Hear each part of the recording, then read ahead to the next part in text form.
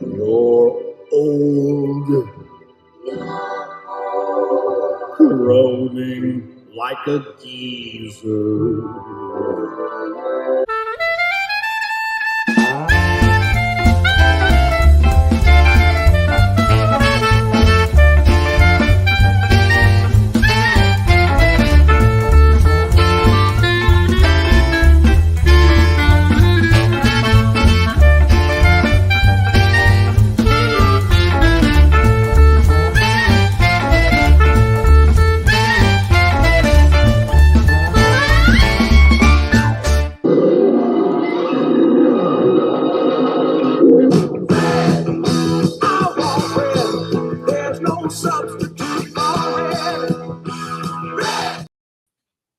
That's a little Sammy Hagar. You know, as I was putting this together last night, I hadn't really listened to the lyrics before, even as a youngster, you know.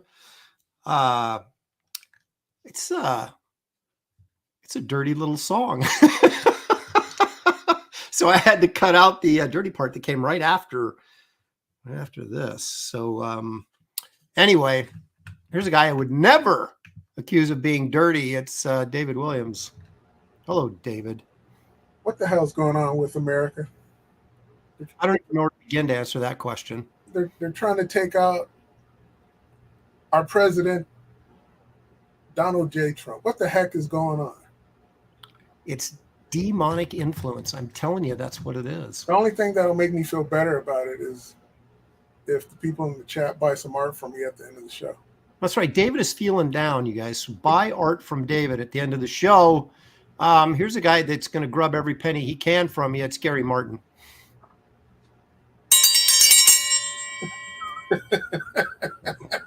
I'm ready. Do you live on a farm or something? Where do you get all this stuff? Gosh. Ladies and gentlemen, put your hands together for Joan Rivers. There he is. Dan Lawless. Nice. How you doing? You got all caps comics hats here, huh? Yeah. Those are way. I got a way lot of nicer all caps than comics. mine. This is way. Yeah, you guys got like he did all this stitching and stuff. I feel bad. Mine are not as cool. I'm more appropriate. That's right. You got your red. I got my red on. I am ready. It's my Nebraska red, but hey, it's red. So I want to throw this out there right at the start. I am feeling under the weather today, but I am pushing through. Shelly's going to bed, go to bed. And I'm like, no, I have to do the show. But if I suck today, that's why. Man, you're just loaded. You guys got the. Did I go get mine? Yeah, look at yours. He's got the Detroit Tigers hat, though. No, if Aaron was everything's wearing one, backwards. I would get one. Hang on a second. I'm all Didn't backwards. you get a hat for me, Gary? Didn't you get one of my Empire Comics hats? Yeah, I did. Okay. That's right. Now it's right. Now the D's are right. So now you flipped it around. You flipped the camera. Yeah. So yeah, because I used to have the other way. Youngling Beer and Detroit Tigers. There's nothing like it. This is how Aaron is feeling. It is. It is. Now, do you guys remember? Was it last week my camera went out? Yes. Okay. So I got rid of it because it was still making that sizzling sound, which is, probably not a good sound. But I had another one that I had bought, but had yet to use because I couldn't figure out how to do the settings on it. So I thought, no, you know what? I've got to be dedicated. And so I hooked it up. I started looking for YouTube videos, and they don't, this Razer Kaio or whatever it is, they're a gamer's camera, they call them, and they're not compatible with Macs. So I'm like, okay, they always say that, but someone's figured out a way, right? And so I went and found some YouTube videos, very simple process, downloaded an app, and now my camera works. Awesome. And I just want to pat myself on the back for challenging the technological monster and winning for a change. Instead of going, Shelly, make this work. I did it on my own. I'm the same way. If I have any victory whatsoever in electronics, I feel good for the rest of the day. Mm-hmm. It amazes me that, and I guess it's a different generation, but you got all these young folks that know all this stuff about computers, like the guy setting up your website, and and everything he's saying is just right over my head. And I'm like, how do you know all that stuff? But there you go. All righty. So we're doing red characters today because you guys voted for red. There was red, yellow, blue. I thought, let's get back to the primary colors. Let's get down to basics. And so I just threw it out there. I think we have a lot of options. I know the people in the chat are suggesting some stuff, but let's take a quick read through and see what we got. Cora's here. Might have offended some people in the chat that pink wasn't one of the choices. Is there a pink character other than Safe Space? And we count that as a real character? Yeah, that's what I mean. We're boxing Safe Space out. Yep. Corum says, I still vote Deja Thoris, red hot. Something Japanese, Balton Saijin says, don't forget Hellboy, or as we like to call him, Heckboy around this house. Yeah, I saw that and I thought, oh, man, I could do a Hellboy for sure. You like calling him Hellboy? Heckboy, yeah. Oh, we still, my son, I wouldn't let my son say it. I said he's Heckboy. And so we still call him Heckboy. It's pretty funny. He's 30. Gosh darn it, boy. That sounds like something Foghorn Leghorn would say, heck, boy. Yeah. What you doing now, boy? Yeah, read my favorite dark DC comic, Heck Blazer. Loved Heck Blazer. Okay, so Sean Willits is here. He says he's very excited. John, look at these suggestions. John without an H has Omega Red, Deadpool, Elektra, Iron Man. Iron Man is borderline because he has so much yellow in him, but technically you could do it. Robin. Does Robin have a red outfit? Yeah. There's one. There's a version of Robin. Okay, well, I will never draw Robin in a million years. So, Plastic Man, Heck Boy. Someone needs to draw Spider Woman or Vampirella. Jiggity. So there's that's a good idea. Yeah, I haven't drawn a hot chick on the show, have I? Yeah, you could do Vampirella. Absolutely, you could. Repairman Jack. I've already done Vampirella once, so I can't go back. But you can, Dan. You can do it. Repairman Jack is maybe Spider Woman though. That's also a good Spider one. Woman, The flowing hair. Yeah, the original version. Well, the very original one, she had a cap on, and then when they launched her own series, they let her hair flow. So, Creative Faye is here. She's got a lot to say. Toshiro Red, is this the return of Kelsey or just a play to entice him back? Well, as you can see, he's still not here. Randy Howell, all the way from Canada. He says, hanging out with Aaron and the Graybeards makes everyone feel young in comparison. Wow. I thought that was like really super nice. And then he kind of, at the end, he just sort of, there you go. He's doing great. Even I feel young when I hang out with Aaron. All right. Citizen Ronan's here. How to cut it short. That's all. How to Draw Comics by Dan Lawless is here. How about that? Pantheon, greetings and citations with all the stuff that's been going on with comic book companies. Does it feel really good to be your own boss, owning all your work 100%? I'm happy for you all. It feels good as long as you guys continue to support us. Once you stop, then it's not going to feel too good. But yeah, it's nice to be able to be your own boss. That is for sure. Matthew Muma is here, and I actually added him to my Facebook friends finally. Somebody dropped out, and I was able to add him on. Lone Star Viper Squibs. Rand Arrington is here. Stealth X5. Marcus Killigrew, purveyor of all things pop culture knowledge. Iodine 74. Tippy Tail McKitty. Leg Kick is here because Leg Kick, of course, is almost always here. Spaceman's joining us. L.E. New Dungeoneer. No Kelsey still, and apparently that is the situation. Hyperdimensionalist is here. He says, good afternoon. He'll be probably phasing in and out of the show, so we wish you well in your interdimensional travels. Henry Bemis, all the way from Oregon, is joining us. Who else we got here? Torchbearer Studios, Carrick. Does the Red Baron count as a red character? That's an interesting question. Did the Red Baron actually dress in red, or was his plane red? His plane was red. Well, I guess if you focused on the plane and just had a little Baron inside, you probably would be. Yeah. Iodine74 says, thank you for doing the show, Lopez. Of course, he knows. Of course, I announced I'm not feeling great, but I'm here anyway. Robert Doan's pills. I could use some of those. My back is killing me. Let's see here. But enough of me complaining. Best Age Comics. Stealth X5. Aaron needs more naps. Yeah, I know. It's true. It doesn't seem like it's possible, but Stealth X5, $2. Hello. Thanks for joining us. Appreciate the greetings as always. That reminds me, there's someone in the chat that I have a commission that I am working on. I actually worked on it today. You know who you are. Enough said.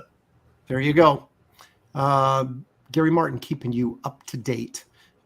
Biblia Bob all the way across the pond says, Santa is red. Am I too early? You could go Santa. I think I've done Santa, though, in like our very first Christmas special. Or did I just do the Grinch all the time? I can't remember. I remember. Red Sonia. Santa. Red Tornado. Zaid Comics. That's Phil Diaz, of course. I voted yellow. I was hoping someone would have drawn DC's iconic character, Chop Chop. Iconic? Yeah, disavow. That's a discussion right there of who's iconic and who isn't. I mean, who determines? Is there an overseeing board of trustees that determine who's iconic? I mean, isn't he the little chef that works with the Black Hawks? Isn't that Chop Chop? Don't remember. I know they have a sidekick. Yeah, they have a sidekick. Just declare yourself the authority, Gary, and then you're all set. I'm the authority of who iconic, and Chop Chop does not make the cut. Okay. Henry Bemis points out that Chop Chop is bright yellow, and I'm saying I'm offended because it seems racist. And David has every right to be offended. He's very touchy. Well, yeah, it's a Chop Chop is a pork eater. What? It has nothing to do with race. Okay. Mephisto is another choice that there's nothing. I don't like Mephisto unless John Buscema draws him. Wait. So Chop has pork something to do with, so when people are in an Asian restaurant and they say, "Hey, go get my fried rice," Chop Chop. That's not that's not racist. I don't think so. And the character's all yellow. Come on. I can't remember ever saying that. Yeah, I've always wanted to use that, but I keep forgetting. No, but I think if you do say that, they will bring you pork. Oh, really? Sure. Okay. Yeah, okay. Come on, Aaron. Do they bring the portion because you say it twice? God, Aaron, get back to reading who's in the chat. Chop Chop. Yeah, I'm getting a little buried here. Gossamer Torchbearer Studio says, you remember the Bugs Bunny character, the big red furry guy. Blue Boy Comics says Red Sonja counts too, sense of her name, and I can't disagree with him. Now, see, Blue Boy could have qualified if we'd got blue, but we didn't. We got red. Medusa from the Inhumans. Now, maybe if Red Sonja was out in the sun and she got a sunburn, she could be red. Well, she has red hair, right? Yeah, and she's wearing very little else. She's skin colored, but if she had a sunburn, maybe. No, bad I mean, if she pulled down her. What? Hang on now. What? Yeah. David doesn't. He's got like his little icon up. He's on a roll today. Totally protected, he thinks. No, Medusa has a purple outfit. So even though she has red hair, huh? Hong Kong Fooey has Medusa red. Yeah, if she was red Medusa, maybe I'd go. Yeah, her hair's red, but I mean, Red Sonja is not wearing anything, so you could pretty much count her because the most prominent thing on her is her red hair and other things. But in terms of color, but Medusa, most prominent thing on her is that purple suit. So I don't know if we can go red there. I just want to talk about Medusa's hair is longer than Red Sonja's hair. Yeah, but Red Sonja's not wearing a purple jumpsuit. That's my point. She's not wearing anything, hardly. Gary, you just don't understand. No, I don't. I'm trying to clear it up for you, but this whole chop thing has got you way.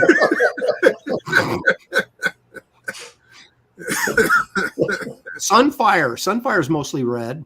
Yes. The Human Torch. Yeah, The Human Torch. Yeah, and I would not call Sunfire iconic.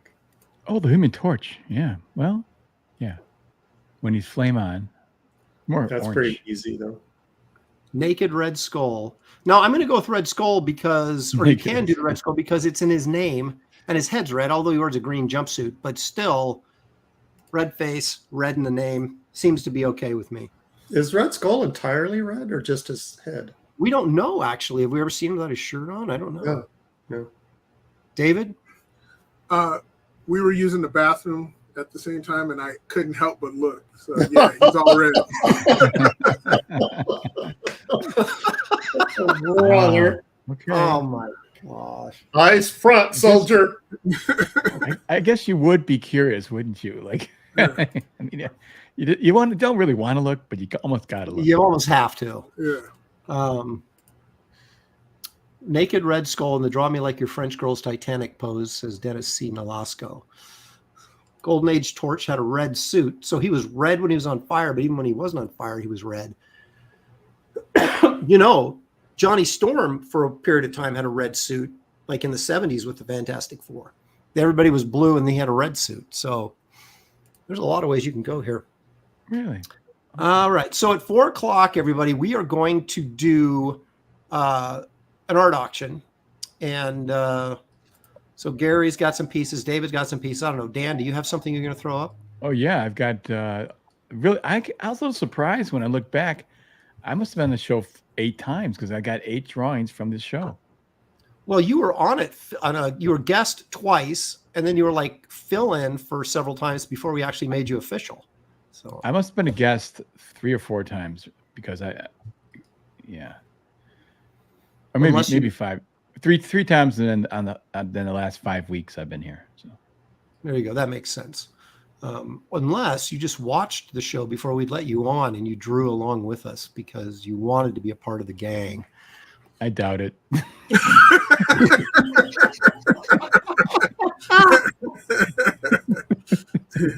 Well, all right. Sorry. Did I just say that out loud? I had it coming, man. That's how you survive around here. Okay. Ellie Dungeoneer doesn't know how to tell time. It's 4:00 Pacific time, which would be 7:00 Eastern time. Okay. Jeez. You guys. They're begging me to do Devil Dinosaur. Why would I do Devil Dinosaur and Moon Boy? Kelsey already did a Devil Dinosaur. Kelsey did do Devil Dinosaur, didn't he? And it was actually pretty good. So, okay, David, do you have anything you want to share with us? No, everything that I got, I can't share. What about stuff you want to sell? Did you share that? Yeah, show the folks what you're putting up for auction, at least. Okay, fine. Get them ready. Get them thinking about it, man. Chum Get the them water. counting those pennies. Chum the water, baby. I did this on the show, remember? I finished it. Oh, that's cool. Silver Surfer with Galacti. Very nice. Okay, so I was going to say Finger Man. Yeah. You can see Galactus back up there. Is that wash for the gray? No, there's no gray in there. That's all line work, Gary. That's just like nice. you. Nice. That's nice. You know, there's another Silver Surfer though that you drew, David, that I loved, and I would like to say, I think I kept it somewhere, but yeah, so we did. awesome. David and I, when it was just David and I on the show, we did Silver Surfer very early on, and he had got the best of me, I'm afraid, on that episode. I like this one a lot. Cannonball. Yep. There you go. That's what David will be throwing up. Exactly. Did you guys see Shane eat 6 or try to eat 6 Big Macs?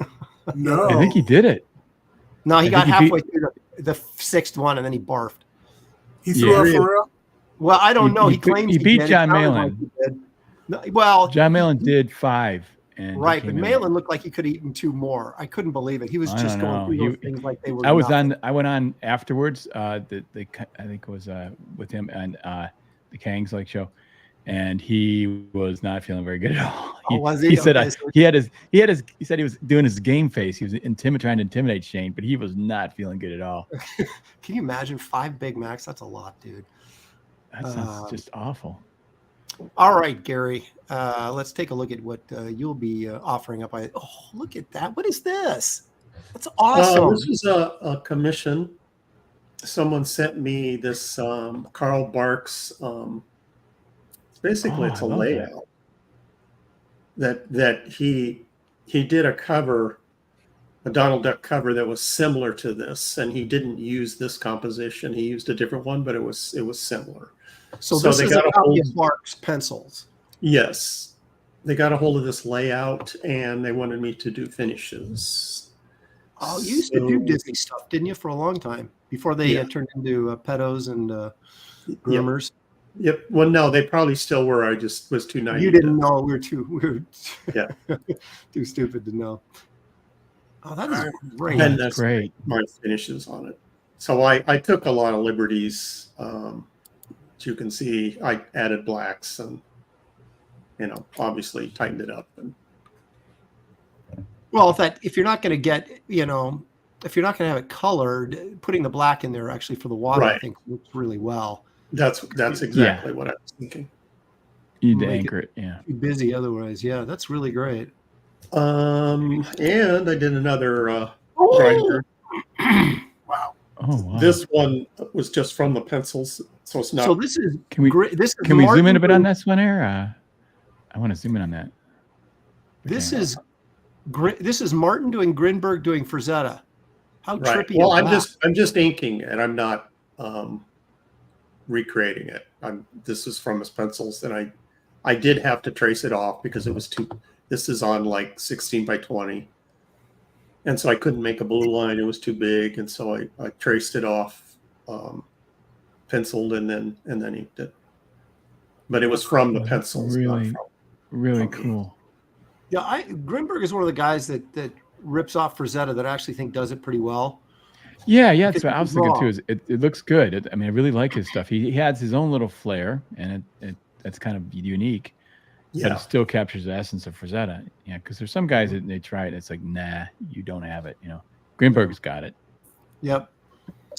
And let's see. But wait, there's more. Oh, let me show what I'm going to put up for sale. I'm going to do this one. Ooh. Oh, wow. Okay. And this is a blue line. This is my inks on blue line. So you can Gary over Jack. It was very faint. You can't barely see it. And then I'm also going to put up this one. Oh, wow, baby. This one did you ever get to ink Zach? Because I thought you'd have been a good inker over him. Did you ever get that, or did Beatty always block you? I tried out for something. What was it? I think it was something that Malibu was publishing. And he sent me something to ink, and I inked it. And he says, no, I can't use you. It looks too much like John Beatty. Yeah. That's what I was going for. Yeah, but I think there was a period in time. I remember talking to Beatty about a project that Zach was working on, and he said he was looking for someone with a different kind of style that could bring something different to his artwork, and other than what Beatty had been doing. And I remember we were talking. I said, "Has he talked to Klaus?" So I was not privy to that conversation. I probably would have inked it the same way. Only you'd asked. Only you'd asked me. Yeah, but Beatty, no one can touch Beatty on Zach. I think Beatty was amazing. Yeah, but you guys are in the same wheelhouse, though. Sort of school of inking, so it's not that far off. But I can understand why you would say too much like Beatty, because Beatty has that same approach. So, yeah. Dan, what have you got for us? Well, I've been doing this pinup piece for John Malin's Godlike too, and I'm doing this live on my YouTube channel, so people can see me work this far. This is as far as I got. Layers. But I'm painting it in essence. Like, do you just do a single color on a single layer and then move to the next color, or how do you? What's your kind of approach here? These are like the figures on one layer, and everything's on different layers. But so like his pants are on a different layer, but his upper no. This is all. It's a drawing I scanned in, and then I separated the background. Oh, really? This figure here, this area here, these guys, and these guys is one layer. This bunch of bodies here is one layer, and these two side pieces on one layer, and then there's a background on one layer. That's about it. But there's all kinds of like tones and stuff on here that's why you see so many layers. So those are like sub layers to the main layer kind of thing? Yeah. So different kinds of shades and colors and stuff like that. Interesting. It's gonna be a cool piece. Yeah, I think so. What do we have a use for this yet, or is that sort of it's just a pinup? Because he puts pinups in his project sometimes, but I'm just, the idea is that, to do it live, and this is as far as I got in one show, like a 2-hour show.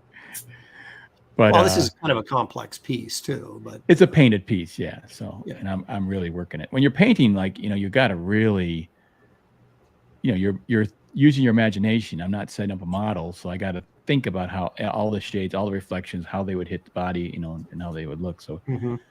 There's a lot of play back and forth. I go back, I doodle it more, then go take it back and change it again, and all that stuff. Right.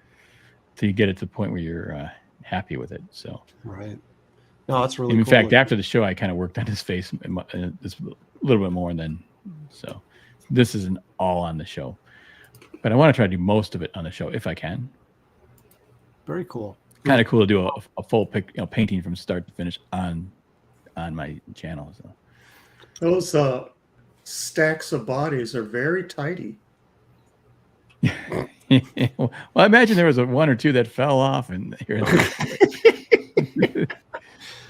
Do you have a piece you're going to throw up on the auction? Yeah, I got a bunch. Yeah. Well, you're going to share it with us. Would you like to see what the options are? Hang on a second. Yeah, I mean, people want to see what they. Yeah.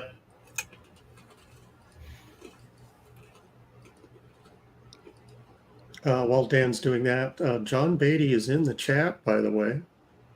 Beatty, I contacted you like months ago to come on here, and I never heard back from you on Facebook. Check your Facebook. We want you to come on the show. Aaron, sometimes... John Beatty, the inker? Oh, my God. Yeah. Yes. Sometimes silence is an answer. Yeah. Well, if I don't hear now, I called him out. So if I don't hear from him again, then I'll know that he's like, you're a dick. I'm not coming on your show. Okay. That's what I'll kind of figure out. But just in case he hasn't seen it, I'm just throwing it out there. I also put out a message to Walter Simonson. So we shall see what Walter has to say. Yeah. Both those guys are legends, man. Legends. Yeah. Torchbearer Studios. If I inked over Zek, it would not look like John Beatty's inks. Heck, it would not even look like Zek's pencils. Oh, that's good stuff. Okay, you can share my my options. All of which I've done on the show, right? So this is that's that's a good one. Look at the that. Predator one, and then I have the Bucky Rogers one. Got, of course, last week's Judge Dredd. This is Professor Blood from. You did this on the show? Yeah. I don't remember that. Was I here? I don't remember. This is quite a while. Good year ago or something like that, probably. Oh, okay. But it was Graveyard Shift. Did you finish it on the show? I don't think you finished it on the show, though. Did you? Yeah, I think I did. Okay. Yeah. Now these scans right here. There's a little bit of work in the afterwards in Photoshop. So they don't look exactly the same, but this is what I had scanned in. Excellent. Yeah. Yes. Well, you'll see the originals later. Then this one is that. What was it? The sci-fi episode we did? Yeah. Like and then of course the Shadow one. You remember that one? Very cool. And then the Wolverine one. Oh no, that's the Bill Sienkiewicz one. Oh yeah. And then the Bill Sienkiewicz. Yeah. What I thought it was, if you saw my colors after this, it was I don't know. It looks like I got really Wolverine artsy. to me. I got know. super artsy fartsy. Totally. Uh-huh. I don't know. I'm thinking. I'll bring that up, and then you can. Now, I'll was this show you. And then, of the course, Wrightson show here? Was this the Wrightson show? Must be, yeah. Yeah. Yeah, Wrightson. There it is. Yeah. All right, those are the 6 that I have. Hang on. John 6. Beatty says Wednesdays are not good for me. I'm still getting ready for Baltimore Comic-Con, leaving in the morning. All right, John. I just wanted to make sure. Why's he got nut sacks on his wrist? Wait a minute. Who are we talking about? Right there. I don't know. This guy, Is that like a Bisley where they, he hid a little picture in there? When Frankenstein was putting the monster together, he had a couple extra parts. What do I do? He had some gaps to fill in. Well, I started looking for it, and I realized I actually didn't want to see it, so I stopped looking for it. But now you And can't then when I unsee stopped looking for it, I saw it. And now you can't unsee it. I think it makes it Thanks a worth lot, David. Really, I think it makes it worth more. I was going to say this is my best piece. It used to be the best. Nutsack's bad. Oh. Well, there you go. That's really nice stuff. I wouldn't put them all up today. I'd choose like one or two. No, I just maybe someone in the chat says we want that one. So. Well, they won't be able to speak for everybody. Yeah. Listen to the people that have money. That's the people you want to listen to. Someone who wants to bid on it, their opinion is. All right, I'm gonna bring up my when I did to this other one, just so you guys can. I'm debating this assessment that I did in Bill Sienkiewicz's thing. So. Oh, here we go. He's. Well,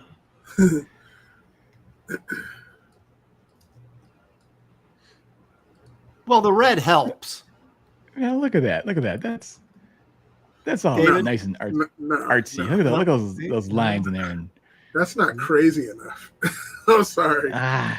You have to look at it. Just That's insane what you did, but it works. But that's not it. That's all really safe. I really like it. It's really awesome. It's a great drawing, but it ain't Sienkiewicz's. I know what you mean. I'm not that bold. Basically, is what we're saying. I'm too safe. Everything I do is safe. Yeah, I know.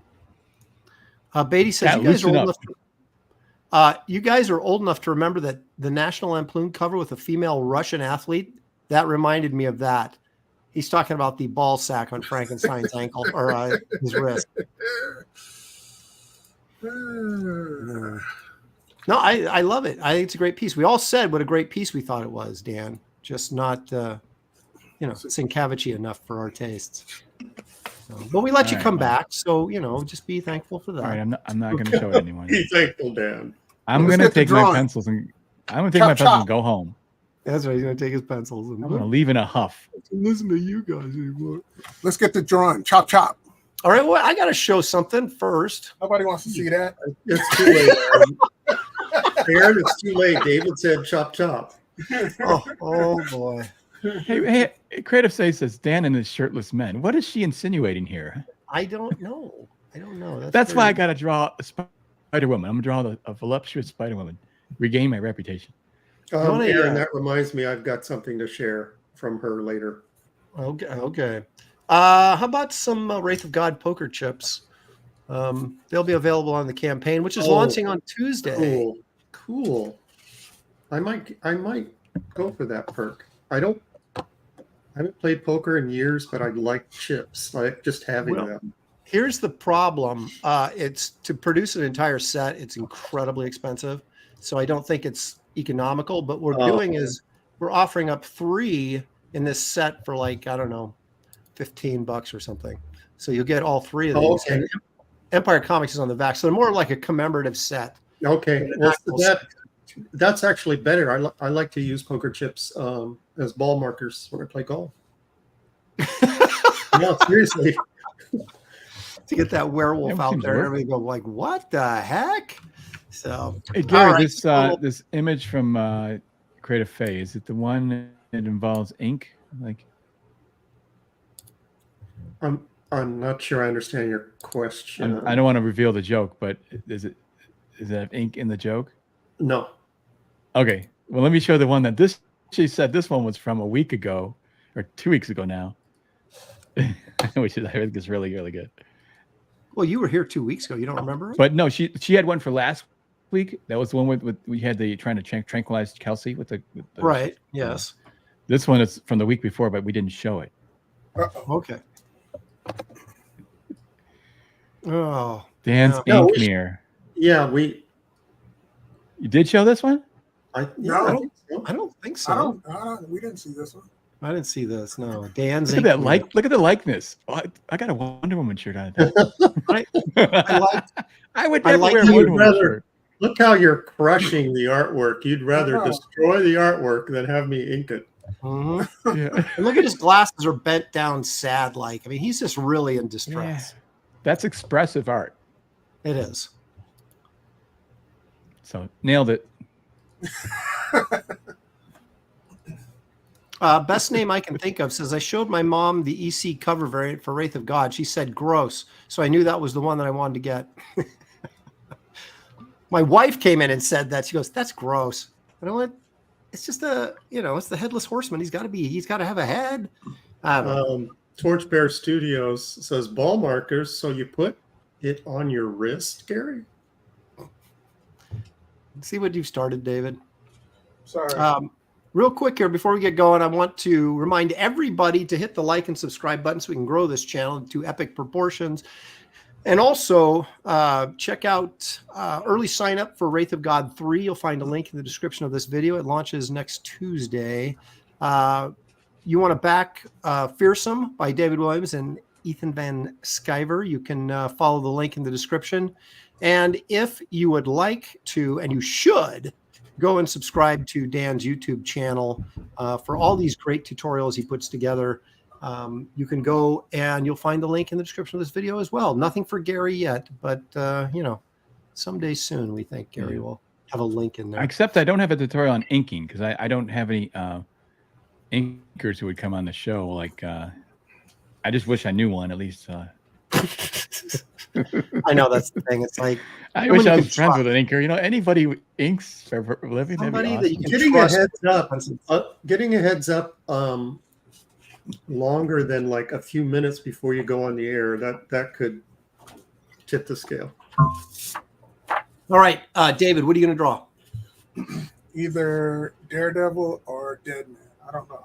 Or who? Deadman. Oh, Deadman's good.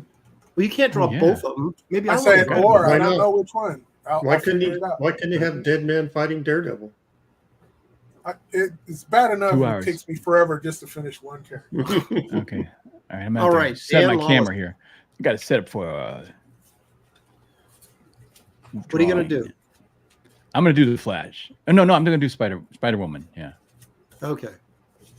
Good choice. I'm not doing Devil Dinosaur. I've done Red Sonja already. Not Red Sonja. I've done Red Sonja, and I've also done Deja Forest. So I'm not going to go down that road. You sound like Wilt Chamberlain now. The list is just too long. I can't.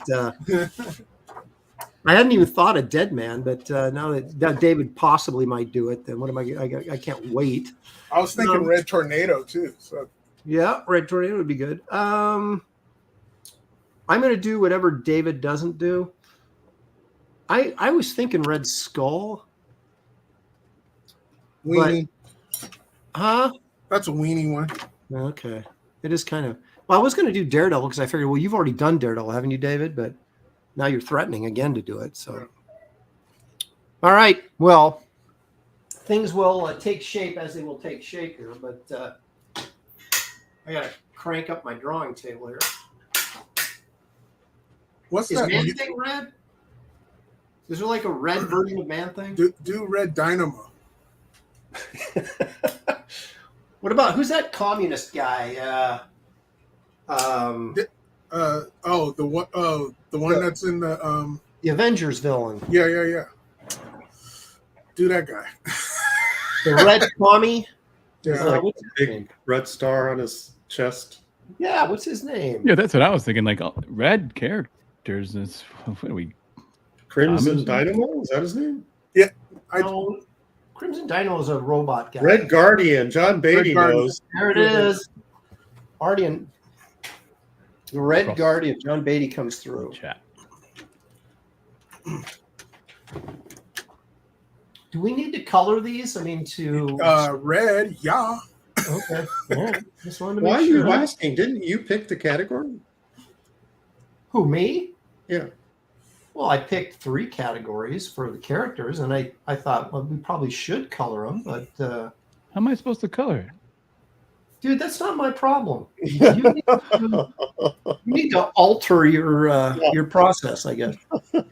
Now that Dan my, has figured out what he's going to do, my you say, crayons? oh, by the way, you got to color it. Oh, Aaron. Yes. Uh-oh. Angela Curry. We call her Angela Chocolates Curry for $10. Hello, Aaron. Have some ice cream and feel better. Chop, chop. Also, what I'm learning about Creative Faye, never be alone with her when she's holding a Posca pen and a brush. Great work, Faye. Cheers. Thank you for that, Angela. And thank Creative Faye for contributing cartoon amusement to the show. Yeah, well, so the one she sent me, it's entitled, I'll give a sneak, it's entitled Buttons. Well, we'll get there, eventually. Yep. I want to spread it out a little bit, Yep. Okay, so why don't we recap? Aaron, what are you doing? I'm doing Daredevil unless... That's what I was doing. You just said you were doing something else. Are you doing Daredevil? Mm-hmm. All right. God, what a baby. Yeah, good thing. Good thing I checked. And Dan, you're doing Spider-Woman. Yeah, I'm drawing the Va-Va-Voom Spider-Woman. Okay, good.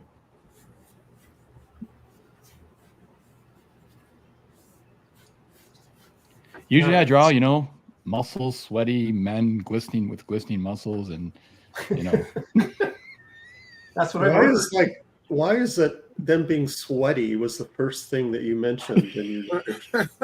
glistening, sweaty, rippling muscles. It's got to be sweaty. Gladiators. Dan, fill that paper, man. I am. What do you mean? What do you Your mean? hair's kind of flying up like this too. Oh, I need to switch my camera. Gosh, I hadn't even started. You're ripping into this stuff, man. Yeah, Gary, you don't even draw on this show. Leave him alone. Yeah. That's my job. Hey. Oh, so he's making room for the big hair. I get it. What are you drawing, Aaron? Dead man. Yeah, I think I'll do that one instead. You lousy.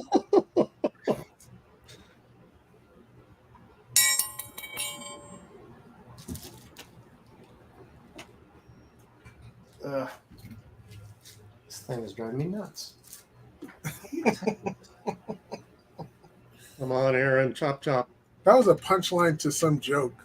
Yeah, it was like nuts on your wrist or ball sack on your wrist or something. You're driving me nuts. something about driving me nuts. I look like I've got too much light on this. It's like screwing on the light. Wizard Sleeves is here. Stealth X5. Sad nobody is doing the Flash for $2. Thank you for that. I apologize. Stealth is sad. I was gonna draw another man, and then I got shamed into drawing a woman. Yeah, well, you know how these people are. I had to You got cover my shamed reputation. into drawing. I had to cover my heterosexual reputation. Yeah, right, that's what I was going to say. John Beatty is asking, Gary, how much do you usually have to drink before the show? Just curious. John, this is my normal jovial self. Yeah, Gary, it's too early in the day to start drinking, isn't it? Well, it's 2:00. I suppose you can. It's like, what do they say? It's noon someplace in the world. So Yeah, well, if only I was a drinking man, that would help a lot.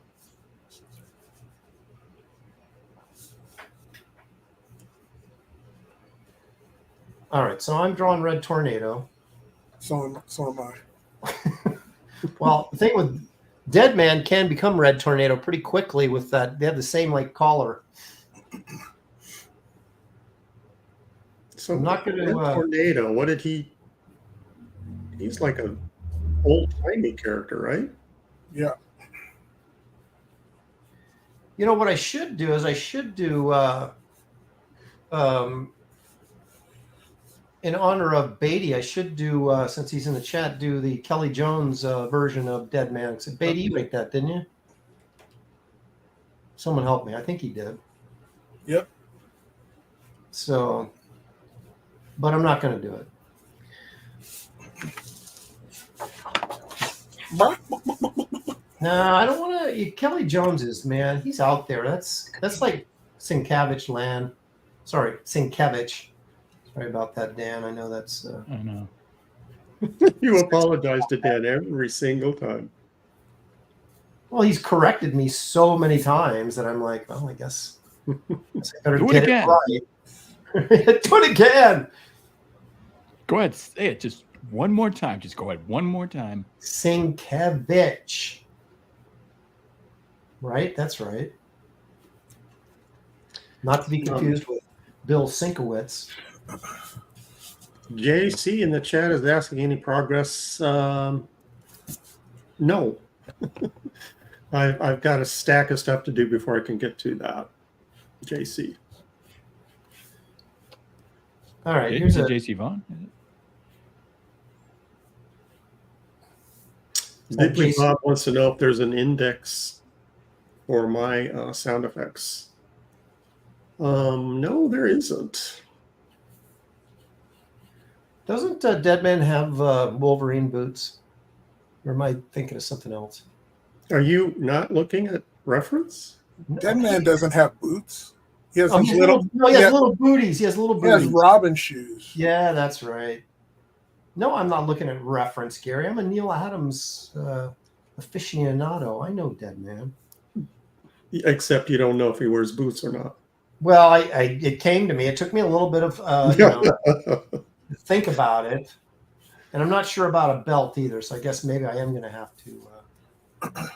He doesn't have a D on his chest either. He has. Yeah, he does. No, David, he doesn't. You stopped Aaron cold with that one. He put his pencil down.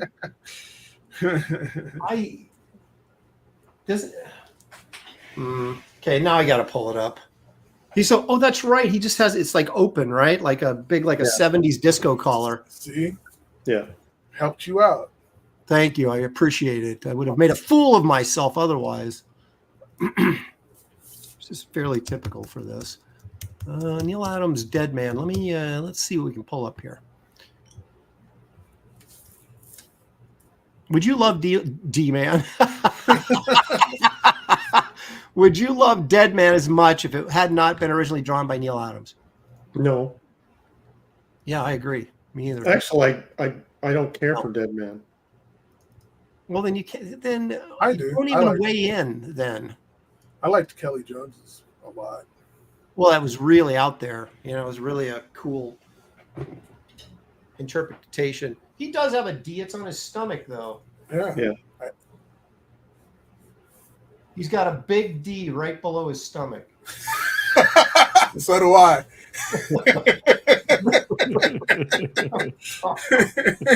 Oh, man. I can't believe you're walking that, Aaron. Nobody's brain works as fast as David. No, I mean, when Aaron said that, I thought, wait a minute, there's something. Yeah, me too. I thought there's something there, but I let me think about it and see if David's already. Yep. It's like I didn't even realize what I'd said, and he'd already jumped on it. I think he was primed. I think he was waiting. He heard the word D, and he was like, "Where can I use this? How can I use this? It's got to be an opening."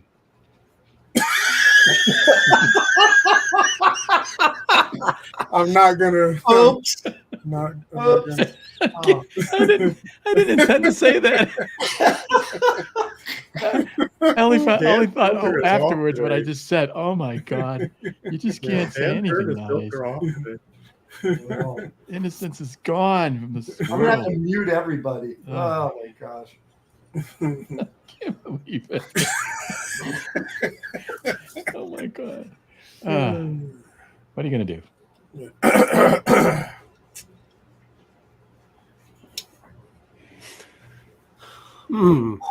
Wow, David is drawing dead men. He is not. Is he? No. No. Gosh, darn it. Okay, no, that's the Hulk. Yeah. He's doing Red Hulk. Hulk.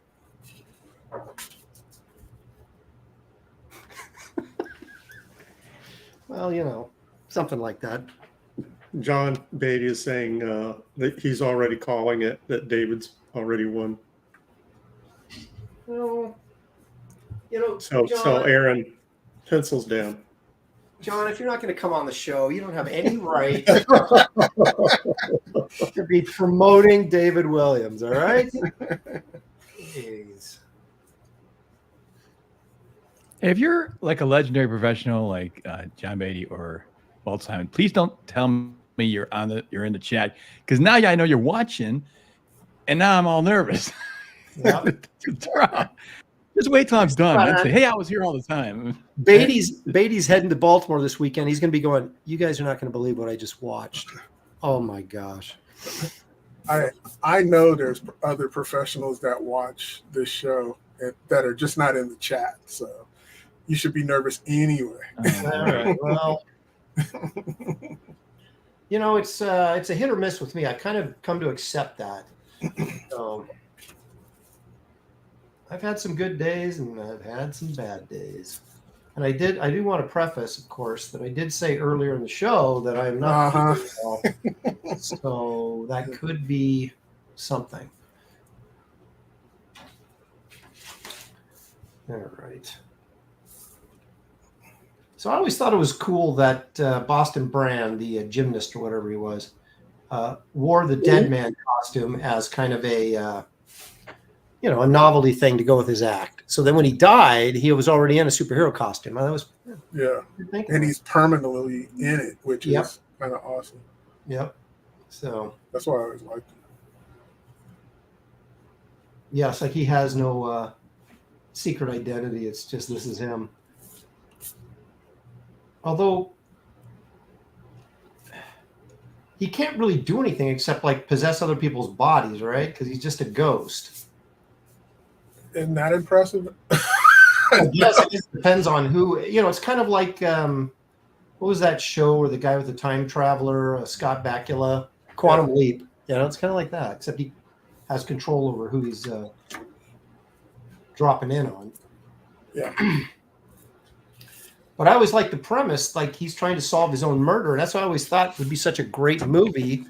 DC would like pull their head out, or not DC, but Warner Brothers, and start look at some of the properties that DC has that would actually make good movies. And they're just like the Spectre with that Michael Fleischer, Jim Aparo story arc would be fantastic as a movie. Dead Man would be great. Aaron, do tell, what orifice is DC's head lodged in? Ask Dan, he'll tell you. See, I'm not even gonna say anything anymore. You can't say nothing's safe. Not with David Williams in the house. I probably say that stuff all day long to everybody, and no, they're all thinking I'm saying these terrible things. I'm not thinking it through. That's all. Well, that's just because certain people have their mind in the gutter doesn't mean that you should have to. What do you mean, certain people? You said it. No, I didn't mean it like that, but David jumped all over. Give me a list of Why are we even talking about this? Never mind. Never mind.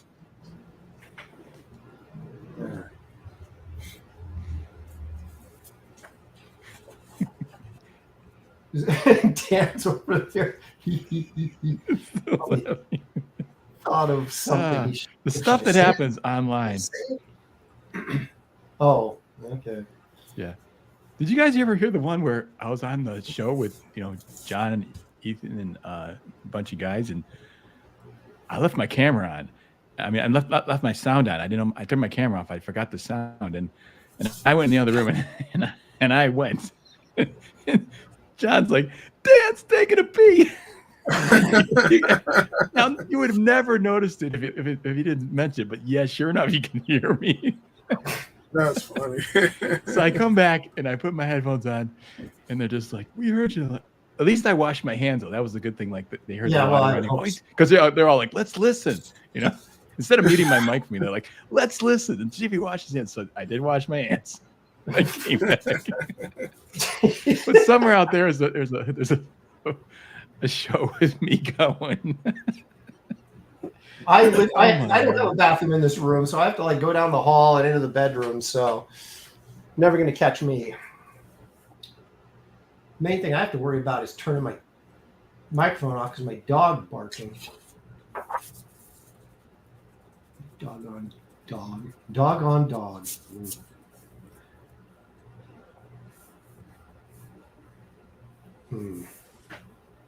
See, now I got Beatty and Kelly Jones on my mind here, and I'm not digging what I'm doing now. This is the Neil Adams version. Okay, I'm just clear that up right now. Okay.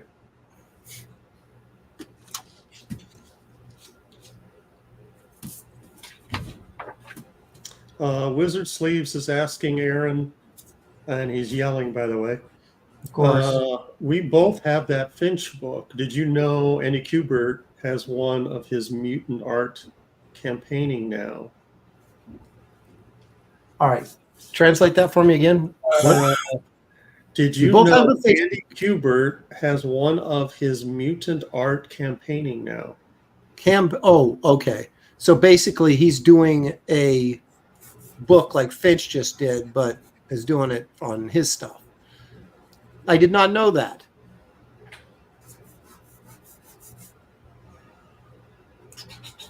I think Wizard figured out a long time ago, if he puts all caps, there's a high probability that I will read it.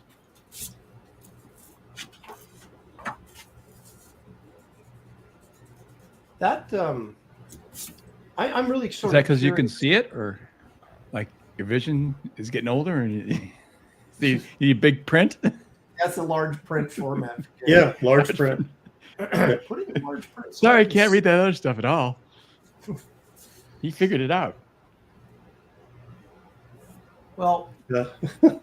I am curious as to what the deal is with Marvel on these guys, because they're putting up their own campaigns, but so there has to be some sort of licensing deal with Marvel on these art of books. Because it's yeah. But I'm not sure exactly. Is it just, you think it's just a flat fee? Hey, if we do, you put the book together, you sell it, whatever, you give us $5,000 or you give us $2,000 or whatever it is to do it. I mean, I imagine that's what it's got to be, because how could they possibly track sales and everything else? Yeah, it's probably a.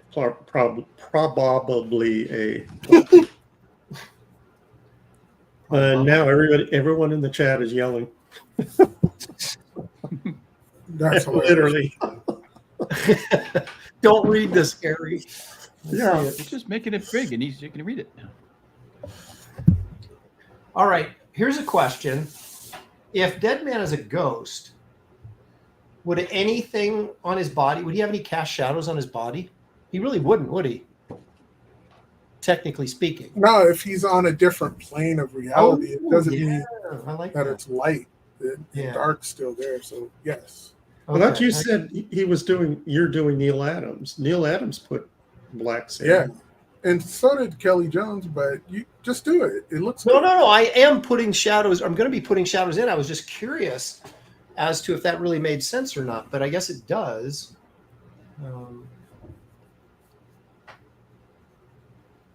Because he wouldn't be all that interesting looking if. True.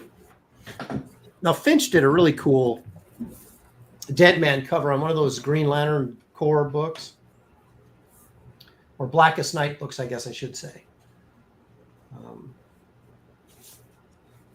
Man, I got to tell you, I went to the Portland show last weekend, the Rose City Comic Con, for a day, or was it 2 weeks ago? It might have been 2 weeks ago now. And I went and I talked to Bisley because I had to give him his like copies of Blood Hunters that I'd never sent him yet, and so I went, and David Finch was there, so I went and talked to Finch for a little bit. But I was looking through his artwork, and oh my gosh, so expensive. I should have known that's where you were going with this. Well, I'm not saying it's not worth it, but it's like I would love. I mean, I actually do own a piece of Finch work that he gave me, so at least I have a piece. But I would love to get a page or something. But they're like, whoa, like his covers are like $7,000 to $9,000, and wow. And Lee Weeks was sitting right next to him, so I was thumbing through Lee Weeks's, and he's like the same price range. Like there's some really great Hulk covers when he did that Hulk run there several years ago. Kind of did a very cool Kirby Hulk, and so I was like, wow, I should raise my prices. And then they're like no, because people actually pay us this much money for our artwork. That's not gonna happen for you. And I went, oh, yeah, wow. Yeah, I was like, yeah, I guess maybe you're right. So don't do it, Aaron. You'll be disappointed.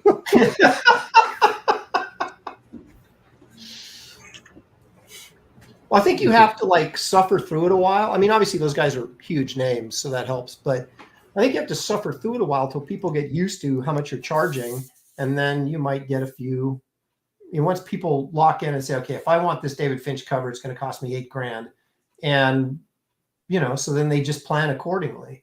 No, I think it's incremental that they, supply and demand as their popularity grows, and sure.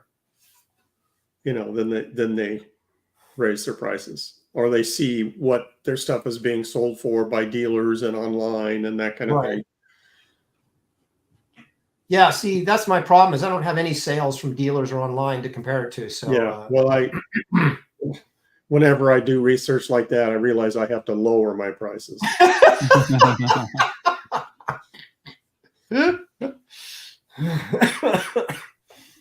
It's true. It's sad but true, but it is. I mean, obviously those guys are great, so it's not a reflection, on their lack of quality just because they're popular. But popularity does drive those prices a lot. Yep.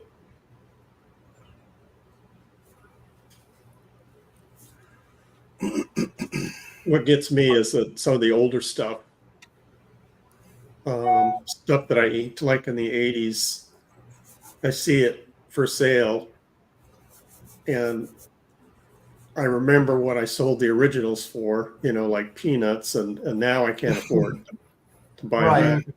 Yeah, it's weird. Isn't it a weird experience to not be able to afford your own work? Yeah. Mm-hmm. Well, it's like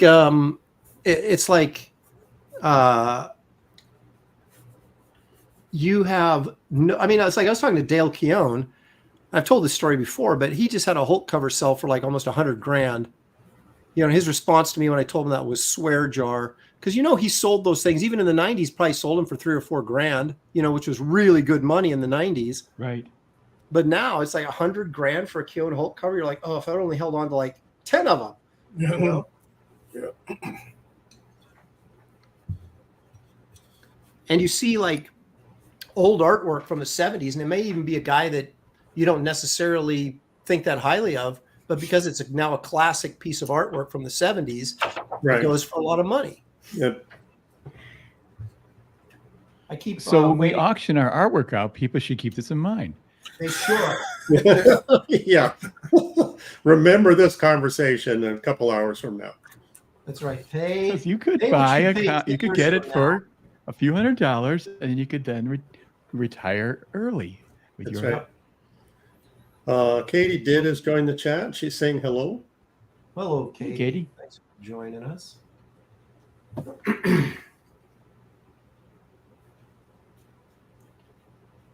Well, I keep waiting for Sludge to kind of to hit that last part. I haven't had any sludge pages in a long time. I unloaded those pretty quickly. Me too. Well, you almost had to with it being a dying comic. It's kind of like get it while it's hot. Because pretty soon this is going to be going away and no one's going to care. That's true. When Malibu, disappeared, that's when I started selling those pages. Not, on purpose. Well, I mean, I always sold my pages because I needed the money, but yeah, I was selling sludge pages for like a good sludge pages for like $175, which seemed like a lot at the time. I've got a few left. I don't have any covers left, which ticks me off. But the Frankenstein cover, Gary? Mm-hmm. Okay, that showed up on eBay like a few months ago. And I was going to bid on it because I was like, I'm going to grab that, because I don't think it's going to go for very much. It ended up going for like $300 is all. And the guy that bought it was a dealer. And the next day he had it up on his site for like $1,200 or $1,500. Yeah, of course. Yeah, that was a steal.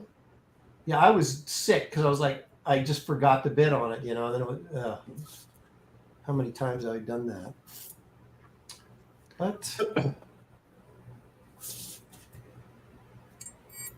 I got a Xena cover out there that I really want back, but I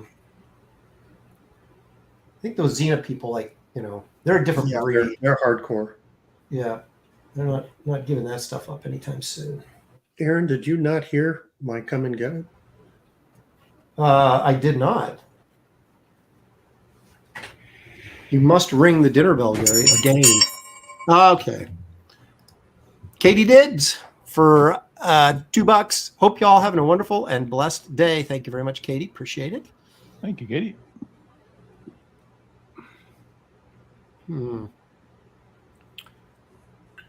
Oh my gosh. I can't even read that Skull Leader, or I'd blow you up if I could read it, but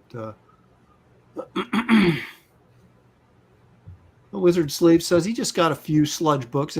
I bet you got them for like in the dollar bin, right? I still have a whole bunch of sludge comps, and since I just moved recently, you have to move, boxes of books and comics. It's like, why do I still have these? What am I going to do with them? Well, when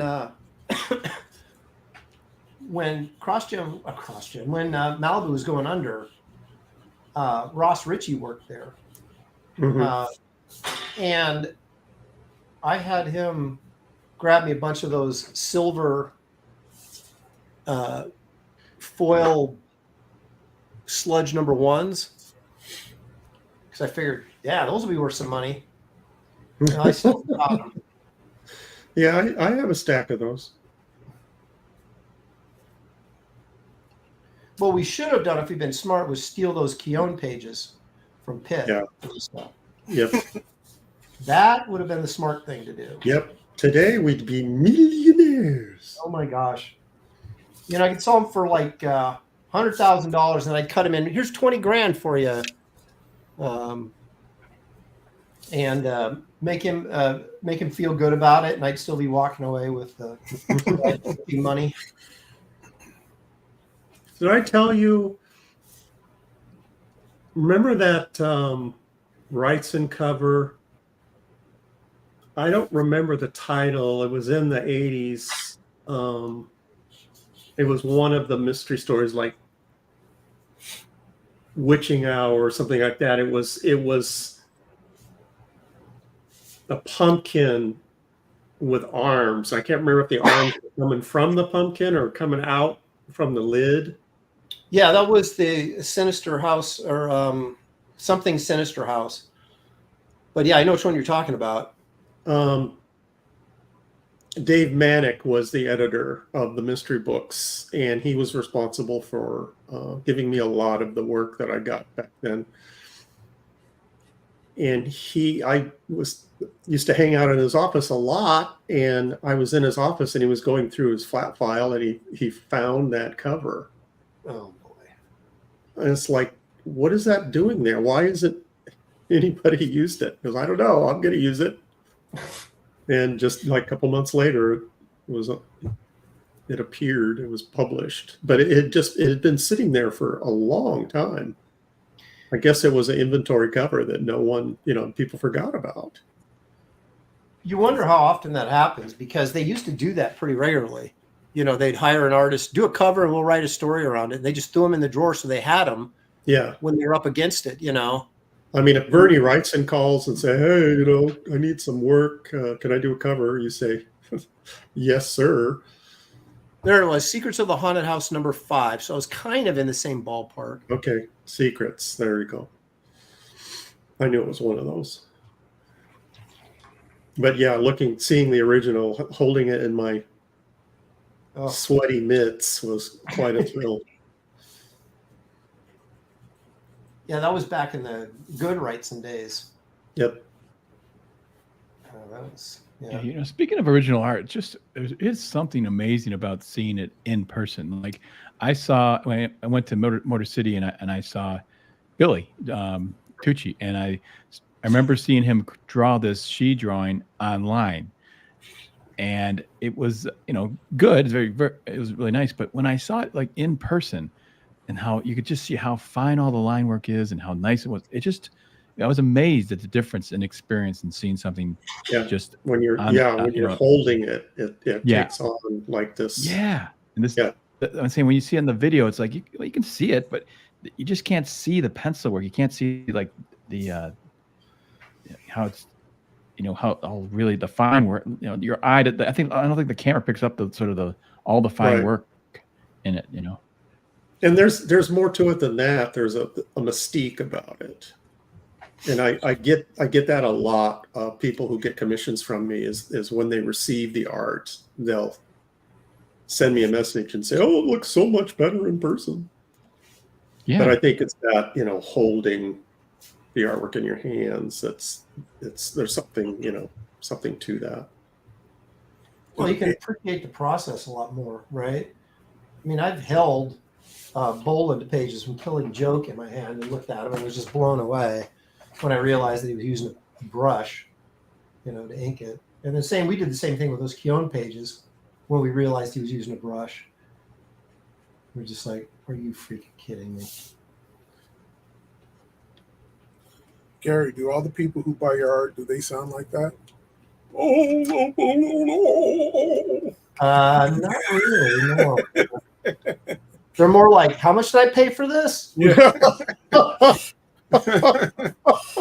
What's your refund policy? Exactly.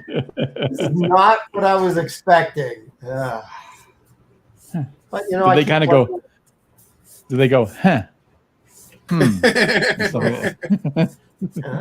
one that I dread is interesting. Yeah. It's coming now. You put it out there. Well, I mean, that's the thing. That's why I never really ask anybody's opinion on my work, because I figure there's like an 80% chance it's going to be negative. So why do I even want to hear it? Did you say 80%? 80? Jeez. Someone's always got something to say, 80%. Wow.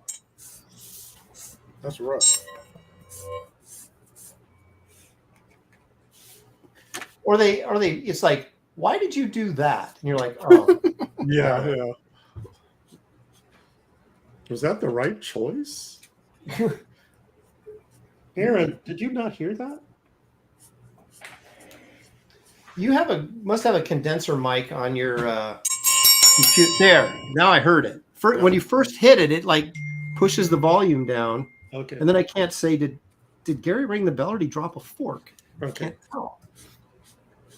Best name I can think of for $4.99 says in 2 weeks. with 2 Ks. In 2 weeks, my local theater is showing the 1931 Dracula and Creature from the Black Lagoon at the same time. Which one should I go to?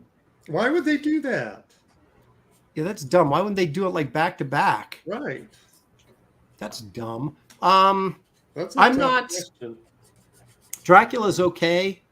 Has a lot of, silent movie French impressionistic or German expressionism. Yeah, French impressionism. that's what I would German watch expressionism. just for that. Yeah.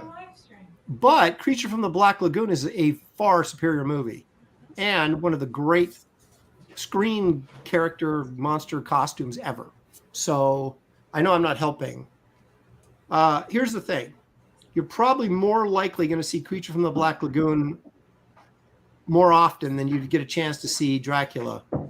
So there you go. I would go see Dracula, even though I prefer Creature from the Black Lagoon, but I've also seen it a million times. Yeah, I agree. There you go. We give you thoughtful answers. We really, really think about what we're saying. Unlike Dan, who will just say stuff and then be embarrassed. Dan, by the way. I don't think anything for yes.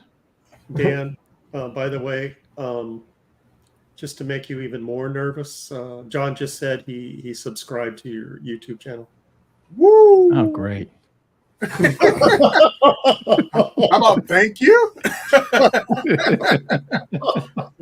Ron's going to start posting in the comments. Wow, what do you think about that choice? Are you sure you want to do that? There's a better way to go about it. If you really want to get it to the next level. No, I'm really grateful. I'm honored. Are you even qualified to teach art?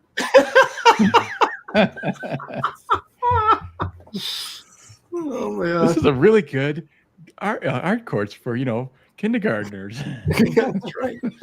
He's like, this is for grade school students, correct? It's great. And you're like, James, you missed early in the show when Aaron said only John Buscema should draw Mephisto. And, yeah, that's why I. Yeah, and we all know, none of us are John Buscema. I did Mephisto on a cover. Did you? Yes. You drew the devil? Yes. Now I got to dig it up. Well, take your time. I will not.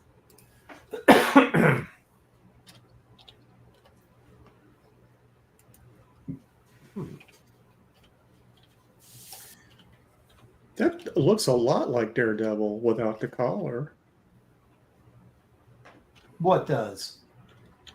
You're Dead Man. Well, it's pretty much the same thing. Just move the D and give him a baton, and you're all set. I think so, but I'm a nice guy. I let David pick first, so I was all amped up to do Daredevil because I figured, well, David's done Daredevil before. Surely he won't go back that direction. David will challenge himself with something new, but oh well. Can you put more D's in that sentence? And don't call him Shirley. What'd you say, Dan?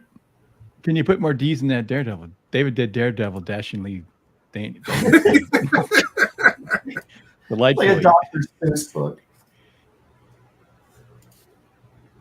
All right, are you ready, David, to show your wares? No, not yet. No. Looks like Larry Stroman has joined us, and he's asking, what are y'all drawing? Another legend. Red characters. Commies. That's right. See, I tried to get Larry back on the show, and he has not answered you. Yeah, I mean, I think I'm getting ghosted by a lot of people. I think the truth of how this industry really feels about me is coming out. Yeah. I think it was just his experience on the show. He said that sucked. I'm never going on that crappy thing again. All right, John is giving you an update, Aaron. He's saying the best way to get in touch with him is email. Well, I don't have your email, John. You probably don't want to give it out on the. It's in the Graybeard's chat. Oh, did you put it in there? Yeah, go. Yeah. I better write it down lest I forget. There you go. Wolverine says, must be why Aaron chose Dead Man to express how he's getting ghosted. I get it. You have an email? Okay. Not email.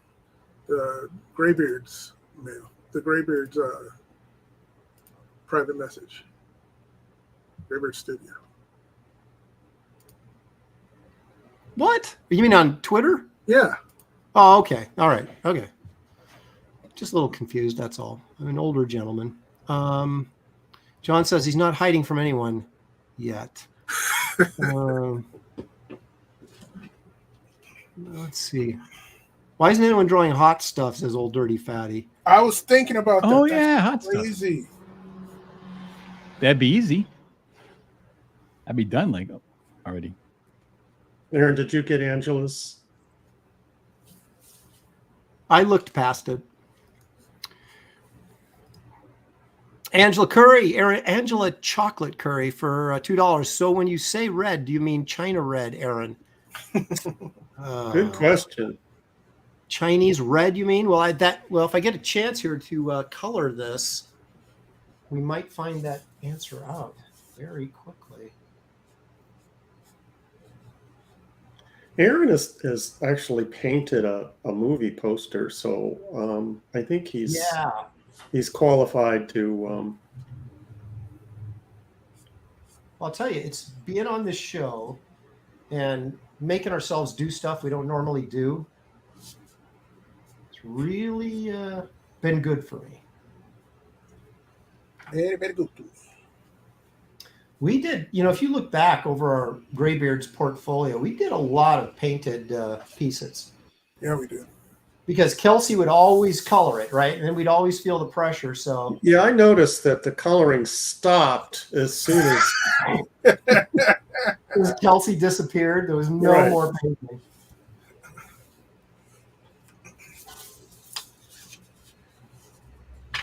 Did you get it? I didn't look. I figured I'd just check later. I just remembered I did another piece. So I've been on the show 9 times because I did that, and I forgot about it now. That snake from we did Kurt Russell. Pliskin. That's right. Snake Pliskin? Because that's the one where I colored on it. That was one time I did coloring. That's right. Oh, there's your Mephisto. Oh, that's pretty cool. I thought you were talking about Beatty's email. I was like, do you want me to? Oh, okay. I see. We already saw this Punisher one, but we'll watch it. We'll look at it again because it's cool. It looks like you used a little bit of Buscema inspiration on your Mephisto drawings here. Okay, here we go. Let's take a look. David Williams Mephisto covers. Okay.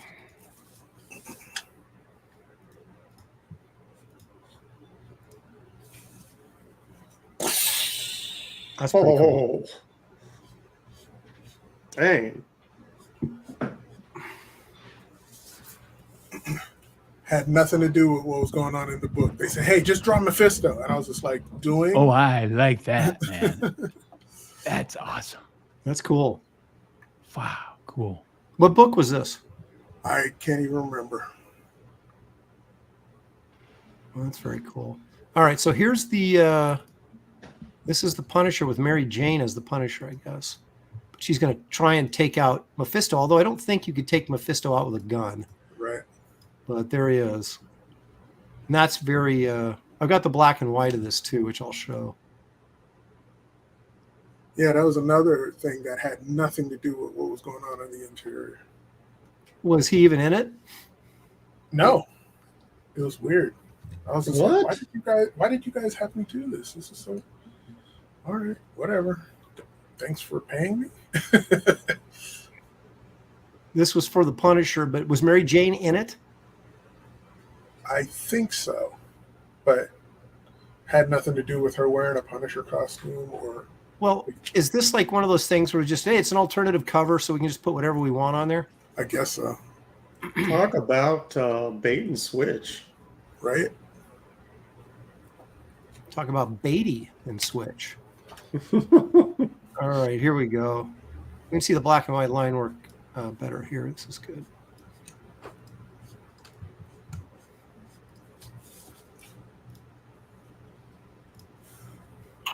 Oh, I like that better.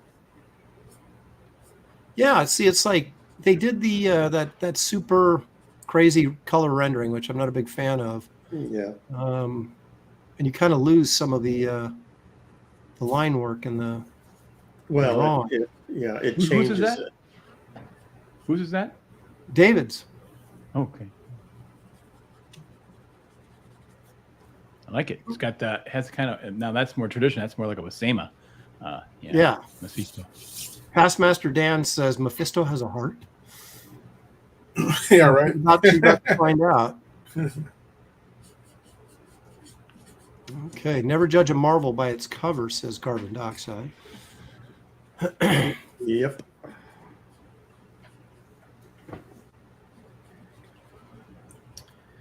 All right. Should we find out time to show what phase? Okay, let's take a look at Creative Phase cartoon for this week. I think it's going to be a feature. The buttons. So here I am, standing next to a crosswalk switch, a hand. I want to push the button. Look at Gary; he's just so pissed off. And then there's little Aaron saying, "I made the light change." And Shelly dragging me away. Yep. And then me pushing it. Ah.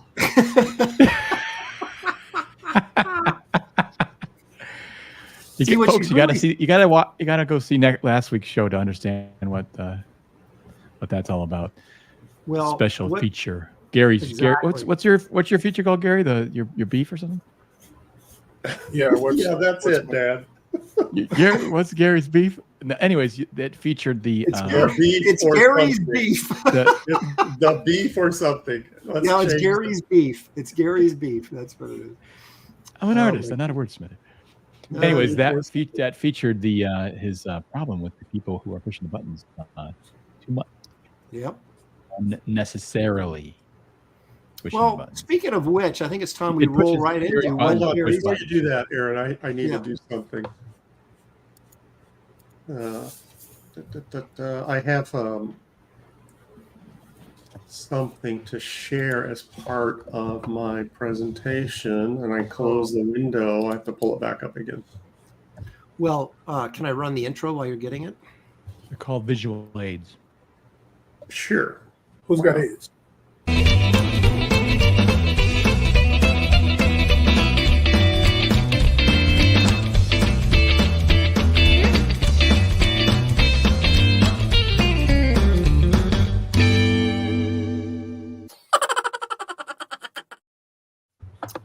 It's time for What's Gary's Beef. All right. So this week, What's Gary's Beef is comic book editors. Uh-oh. Here we go. Uh-oh. I think it was last week, this reminded me, we were talking about editors and their lack of knowledge when it comes to partnering pencilers and inkers. Yeah. And the more I started thinking about that, the angrier I got, looking back, not just of, remember, you have to look through, my lens of being a professional comic book inker and seeing choices that editors have made.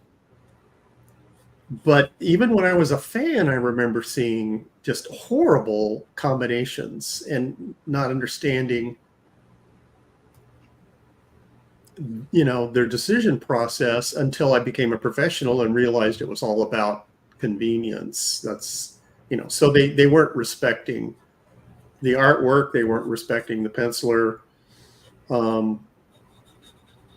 And I started like looking at examples in my own collections of things that really got me going. And here's one. What the heck? I mentioned Dave Manick before. He was the editor of the mystery books, and a lot of the stuff that was in the mystery books was artists that were new, and that's what they used the mystery books for. They didn't put them on big titles. They put them on, like 6-8 page stories in mystery books. And Dave Manick was in charge of that. So Aaron, could you pull up my screen? It's not being shared. I don't see it. Share screen, window. There. There it is. Okay, here we go. That's Ditko and what? You? That is me, isn't it? So here's an example of an editor hiring an inker to ink Steve Ditko when he had no business being with 100 miles of Steve Ditko's pencils. And I literally knew I was in over my head, but I took the gig anyway. And now, I look back at this stuff and it's like, oh brother, this stuff's so bad. You never turned down a gig, right? Yeah. So I hope and pray Steve never saw this, because I knew if he saw me in the street, I would be dead. I like this self-deprecating Gary. Oh, yeah. Well, But that's one job, looking back at that, wish I had a crack at him again today. But I see those pages and it makes me nauseous. You're better than me because I couldn't do that. Hey, that reminds me of Creative Fate contacted me and was asked if I had drawings from when I was a kid. Do you guys have drawings of your own from when you were a kid? Yep. 'Cause I do. Now yep. I have. It's kind of buried. I'm not sure where exactly it is. The ones from like grade school when I was really young, but I do have ones from before I became a comic artist and I created a whole comic book and stuff like that. And it's kind of fun to look at that stuff because it's like, you could see there's some talent there, but it's not like it is now.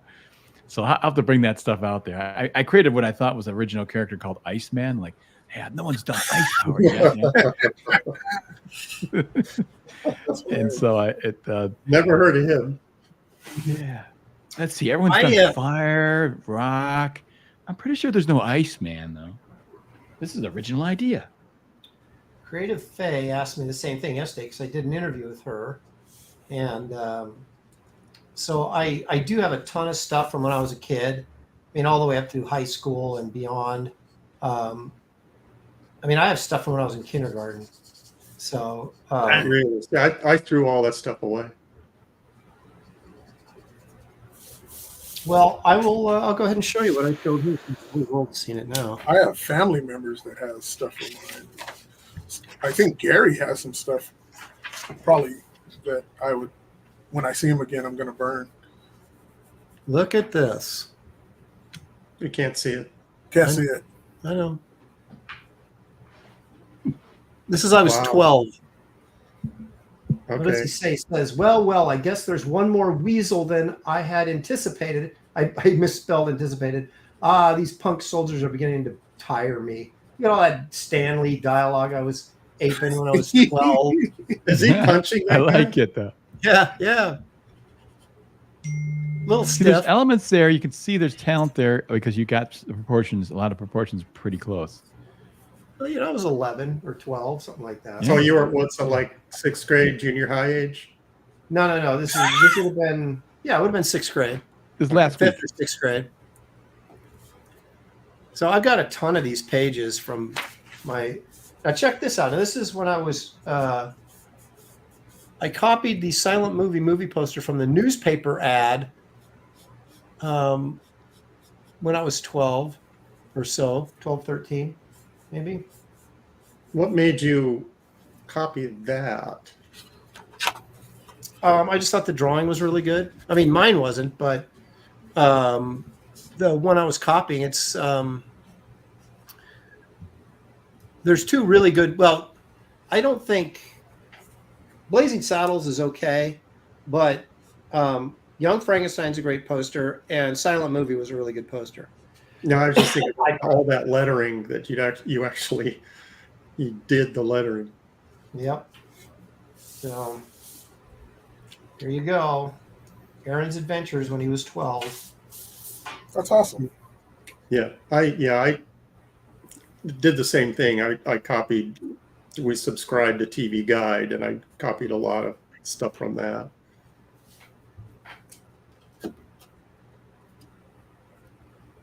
Well, But that stuff is long gone. Yeah, I mean, I was doing my own comic books. I'd get about 2 or 3 pages into them, and then I'd get bored, and then I'd start a new one. Mm-hmm. Because it was, drawing comic books pages is hard work, and it takes a level of focus, right? And when you're 12, you might be able to get a couple pages, and then you're like, oh, it took me a week to draw this page. So it's easier to draw like covers and stuff, or just drawings of characters, than it is to sit there and grind out pages. So I never finished a 22-page story, but I did have several titles. So you succumbed to the siren song of comic book pages until you actually started drawing and realized it was work. Yeah, exactly. You're like, well, I figured I had to do pages at some point. And when I was like, even in high school, I was drawing and inking my own stuff, which of course was a mess, but I was trying, to be self-sufficient, because by that time when I was in high school, I'd become a huge Wrightson fan. So I would do whatever Bernie was doing. That's what I was doing. And if he inked himself, then gosh darn it, I was inking myself. So we got about 20 minutes, by the way. I know what I can show you guys. It's a lot of fun. In high school, I recreated a Frazetta, the first was from the first book I think was in the series at the time, and I have it still. Large. It's like it's like 4x4 or something like that. Yeah. I got an oil painting from high school that is kind of my ripoff of the Road Warrior. Wow. That I say. I recreated the Frost Giants in colored pencil. Really? Yeah, when I was in college. Yeah, I tried to do the Frost Giants for Zeta, and I didn't get through that one. It was too difficult. There's nothing harder than when you're like a kid, or even a young adult, like in high school or whatever, and you're going to say, oh, I see, you see somebody oil paint or whatever, and you're like, I'm going to do that, but you have no freaking clue. Right. To do, yeah, right? That's exactly. Figure it out as you go, and it's just nightmarish. Yeah, this is harder than I thought. Well, and you don't know anything about color theory, so you're kind of right. like, well, what color should I make this? And I don't know. So, well, if you're looking at the painting, you're trying to match the color, and that's still no guarantee that you're going to get it right. Well, I never did that though. I would always like paint original stuff. So it was like I didn't even have a good foundation, to work from. Just making stuff up, and like you want to do something with heavy shadows, so you use black paint, and it just ruins the entire painting. Mm-hmm. Black gets in everything, and everything's mud, and you're like, oh, how can you do that? Yeah. Why is my white look gray? So I adopted excuse me. I adopted watercolors really quickly because they just wouldn't they're not very forgiving, but they wouldn't blend together either and turn to mud. And they're fast too. Right. So I did a lot of that when I was younger because it was easier for me to kind of get a grip on the process. And I would go over the top with colored pencils, if it got like there was a rough spot that you didn't really like the way it looked. And so I'd go over it with colored pencils, and I was like, ooh, that looks really nice. So Aaron, Nate 313 is asking you, has Malin asked about EC style book yet? Aaron? Of course. I don't know. What would he be asking? No, he hasn't. Okay. See, I don't There's know. no horse. There's no horse. I don't know what that referred to. No, there's no horse on it, so I don't know why he would. All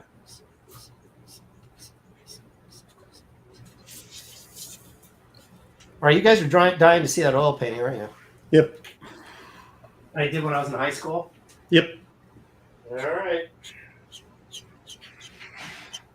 As they said in Jurassic Park, hold on to your butts. What I learned a long time ago, whenever Aaron mentions that he has some artwork, it doesn't take much arm twisting to get him to show it. Oh, no, I mean, this is completely embarrassing, but I'm doing it anyway. Well, here we go. So You did this win? That's not bad. I was in high school. Really? Wow. That's really good. Or 19. Let me see it I guess. Make see if I it can- stuff big. Yeah, this isn't working. I'll do it here.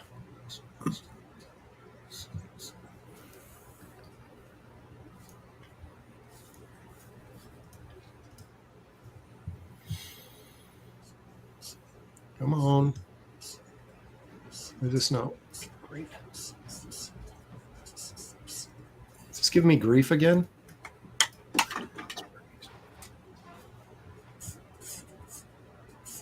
I'm spinning out of control, but no picture. So what do you think of this? Pretty cool, huh? I see a cable. It's all part of my master plan.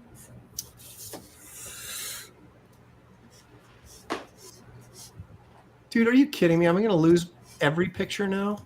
What just happened? I thought you got the camera thing worked out. I Oh, did. I don't You know made a what. big to do about. Oh yeah, You were bragging about being tech savvy. See that's where you went wrong.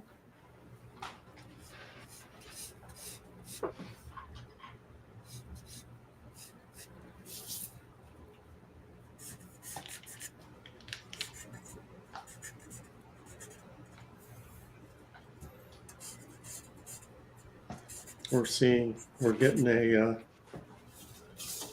a class of David showing us how to ink buildings.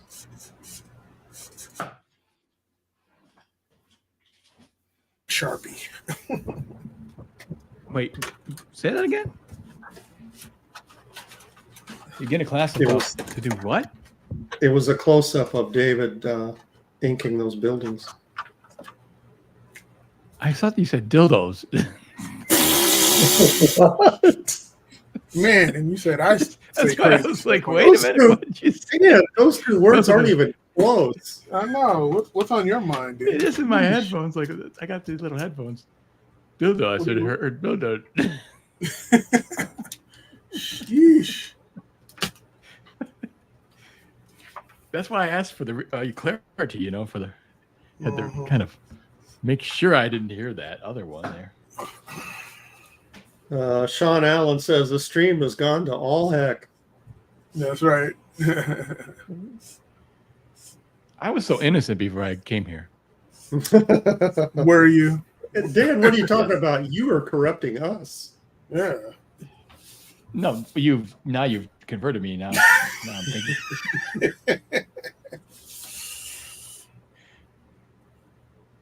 Now, the student has become the master.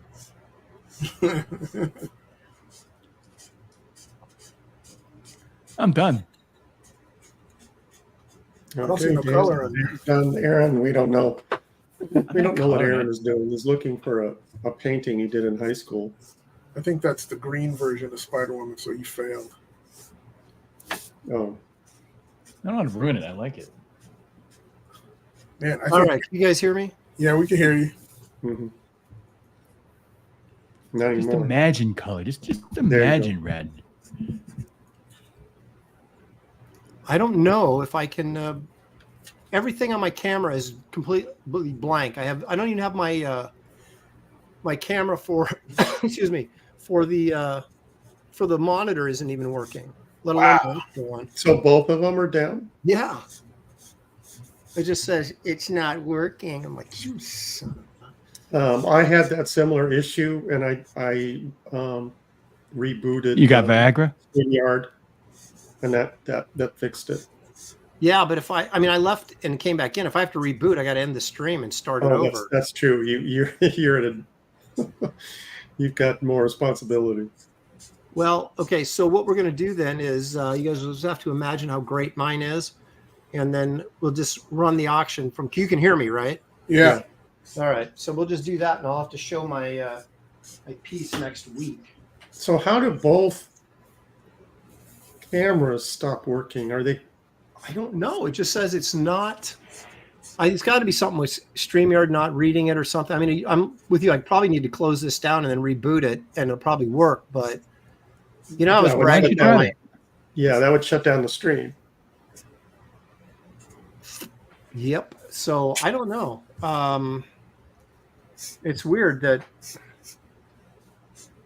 I don't know. I have no idea. My technical savvy is no longer. Well, we could have an auction next week for your stuff. Well, I don't have anything up this week anyway. Oh, okay. Because that would require me actually going through my work, and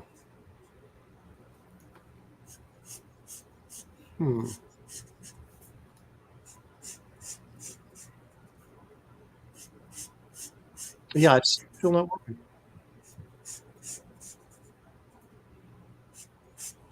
Who's whittling a statue? That's David's marker squeaking. Oh. I thought he was doing a wooden, sculpture. Yeah. So David's. I'm assuming he's winding this down. You've got about 10 minutes. So are you winging that, David? Do you have any underdrawing on that, or are you just making it up? I'm just making it up. That's why you get the big bucks. All right, I had an echo there. Is that echo gone? We don't hear. I don't hear an echo. Okay. I don't hear an echo.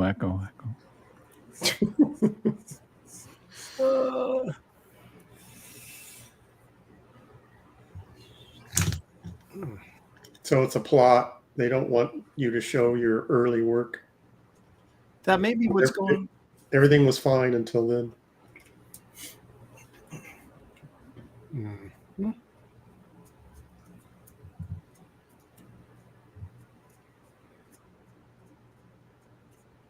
Okay, Bill Weist in the chat says, "Hey guys, I wanted to let everyone know how much I loved, capital letters, receiving my Rocketeer commission from Gary, which he showed the other week." Thank you, Bill. Appreciate it. All right. Well, at least this didn't happen like at the beginning of the show. Yeah, that's true. So everybody, I want you to remember how brilliant my dead man drawing was.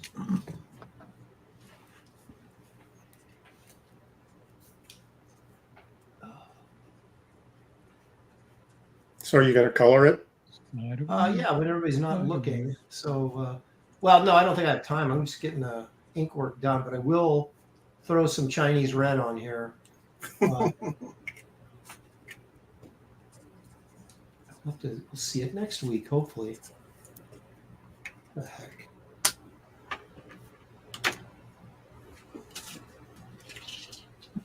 Okay. How much time we got? 8 minutes. All right, 8 minutes. I guess I better hurry. Of course, you won't know if I'm done or not, will you? That's true. Now you can compliment yourself. Wow, this is working out better than I ever would have dreamed. Well, that would be, you know, what Aaron usually does anyway. Yeah, exactly. Right. Yeah, but if you can't see it now, he could just go to town. He could just say, "Oh my gosh, you guys should be here." If you could only see this. He's a monster saying whatever occurred when the canvas hit the mic above you that was attached to the camera, and then you tried to correct it. It was showing your hoodie. I wonder. You think that might have anything to do with it? Well, there's a cable on the back of the camera, but it's on there tight, and then the cable runs down the table, and there's another connector down there, and it's on there. I've unplugged it and replugged it, and it's plugged into the back. So I don't know. I wonder if I pull up my my control panel for the camera and see what it says. I'm going into applications right now. Okay. Yeah, you have to narrate what you're doing. Well, David's erasing, so he's almost done. Oh boy.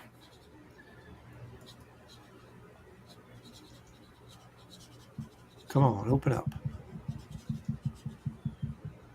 The heck won't now webcam settings won't even open up. What is going on?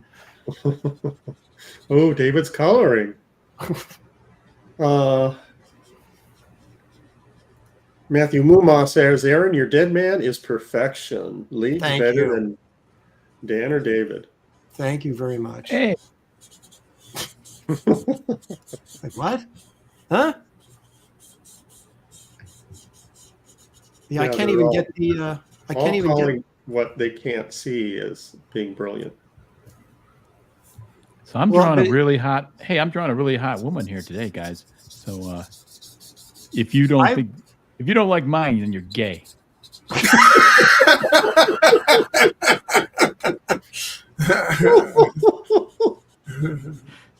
I've established a reputation, Gary, so people don't even have to see my art, and they know that it's, you know, they're going to get good stuff.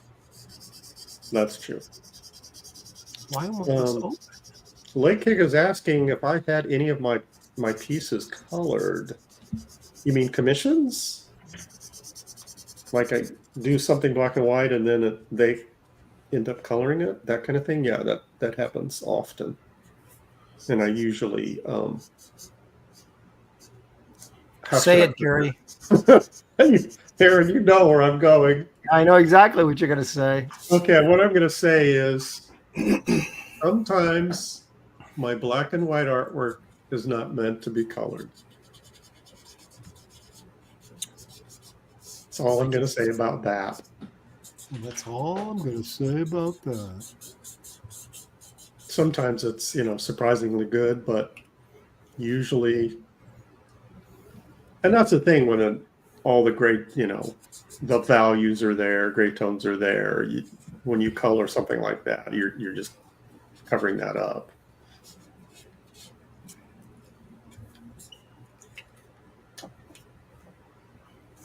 But I don't want to discourage people from doing it because black and white is my thing. And I realize that's a niche.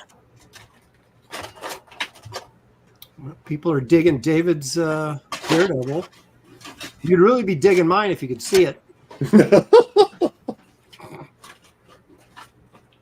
God, this is so weird. It's like the control panel for the camera won't even open up. Yeah, something's weird. Yeah, yeah, you have to reboot, but you obviously can't do that now. Right. Yeah, nice. Yeah, nice pandering to the to the audience there, Dan. And luckily, David found a fresh marker. Now, how do you like me now? It looks like a giant number 3. I'm not seeing anything. I finally got the control panel open, but I'm not seeing anything that's like, you know, saying that shouldn't be working.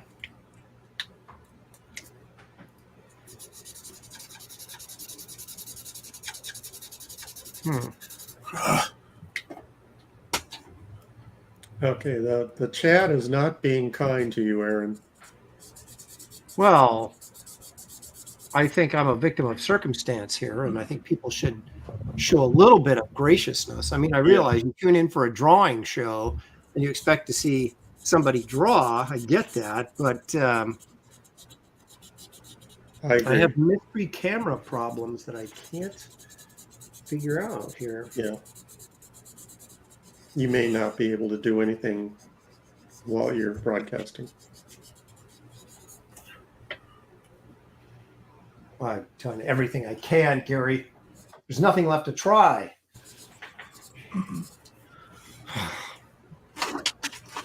Have you tried like hitting the side of the computer? Like we used to do that with TVs, you know? Yeah, that's what I was thinking. It's time for the computer hammer. Give it a good whack. Smack. That'll work.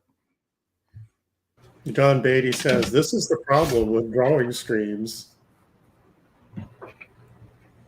I didn't have any problem. I'm fine.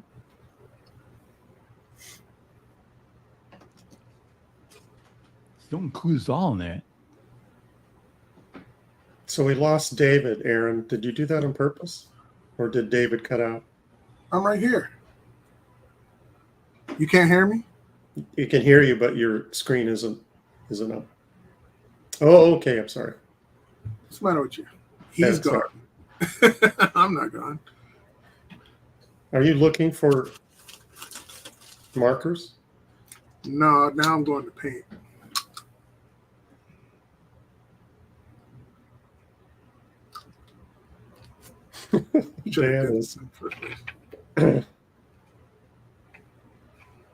Zooming and unzooming, and you know I'm where. Just trying to get a good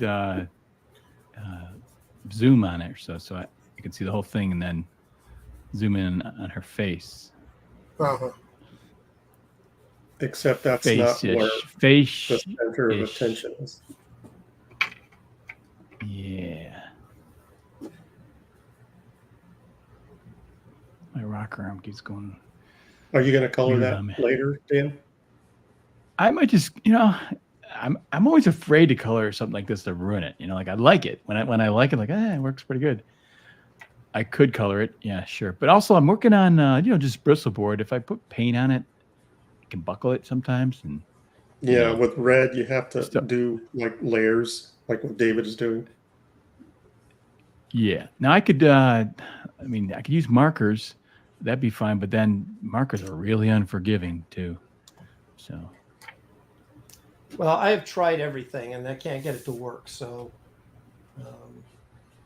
we'll settle. I could probably put some water, a little bit of watercolor in it. But you guys hear me? We can still hear you, Aaron. Okay. There. And that's what's Aaron, go! Don't walk towards the light. I can't help it. Ah. Are we done? Yeah. Yeah, Dave is not going to finish until it's 4:00. And Dan is finished. Well, wait a minute. It is 4:00, isn't it? It's 4:01. Yeah. All right. All right, folks. So what we're going to do now is do a little auction action. Auction action? I like it. Gary, hopefully we'll have you go first. You don't want David to go first? I don't know. David, do you want to go first? No, you go ahead. Go, Gary. Okay, let me pull up. I don't want to get my arm tired like last time. Let me pull it up on the screen. Okay.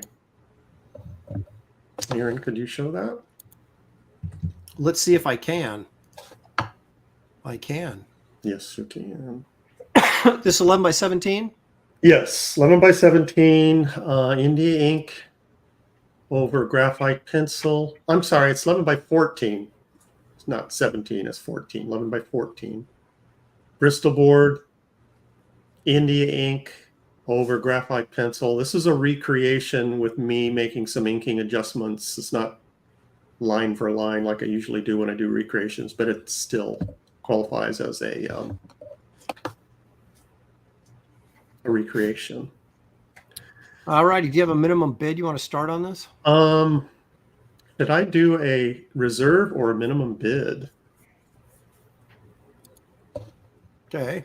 Why don't I'll do a reserve, but I won't say what it is. Okay.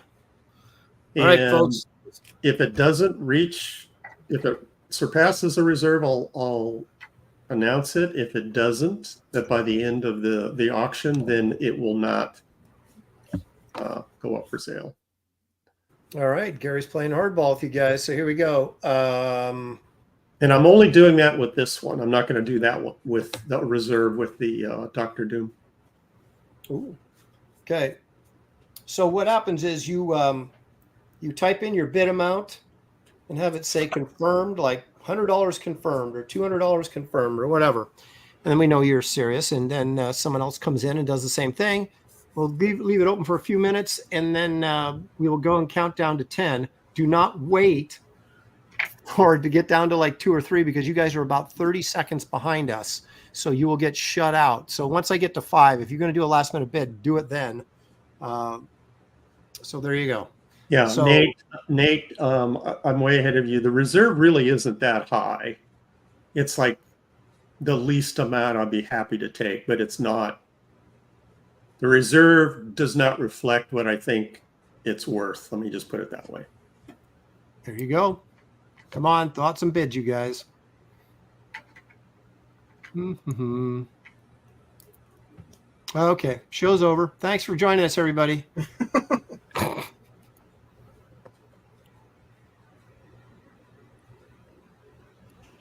So here we are at. Say the reserve is not that high, so don't let the reserve intimidate you. Master Bone says $8, but he didn't even do it confirmed. Did you put Master Bone in timeout? Let him think about what he just did. Yes, I probably should. I don't know. I might blow this whole thing up if I do. It's already. That's true. All right. Corn Dog says $100 confirmed. So there we go. Thank you for Major Corn Dog. So really, guys, we got to get this up over 200 for it to be realistically, I think, a shot at getting this. So, which is still dirt cheap for this piece.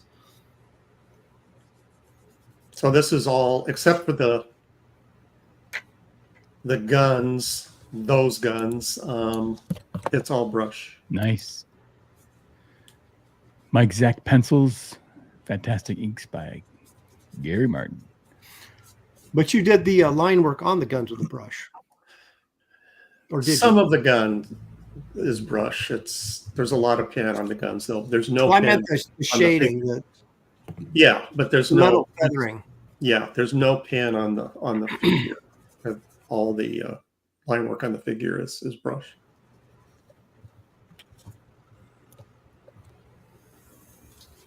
So the reserve has not been met yet, but I do appreciate the bid.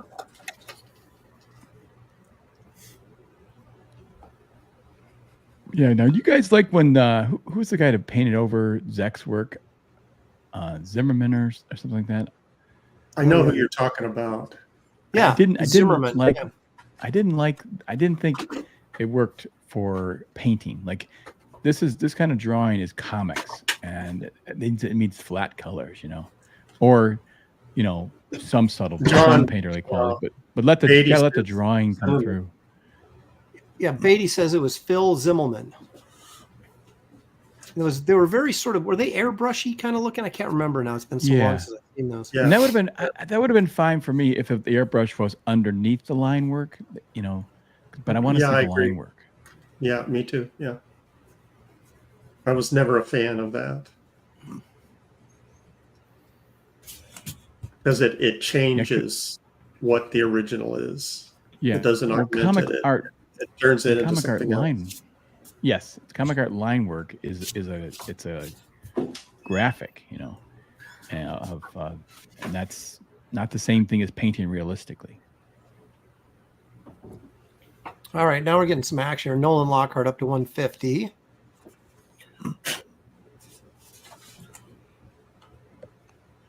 Geek Avenger is celebrating he mowed his lawn. Let's scroll down and see some of that wheat feathering. It's incredible. Yeah, that's cool, man.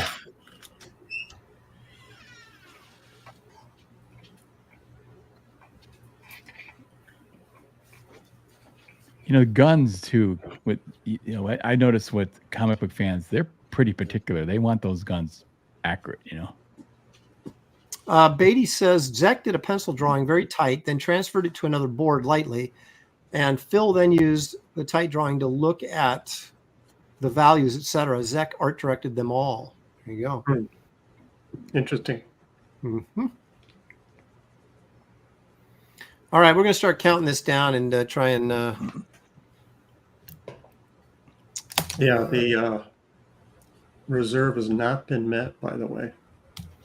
All right, so the countdown begins with 10. There it is. Remember what I said, don't wait too long. 9. If we get a last second bid, I started over at 5 anyway, so.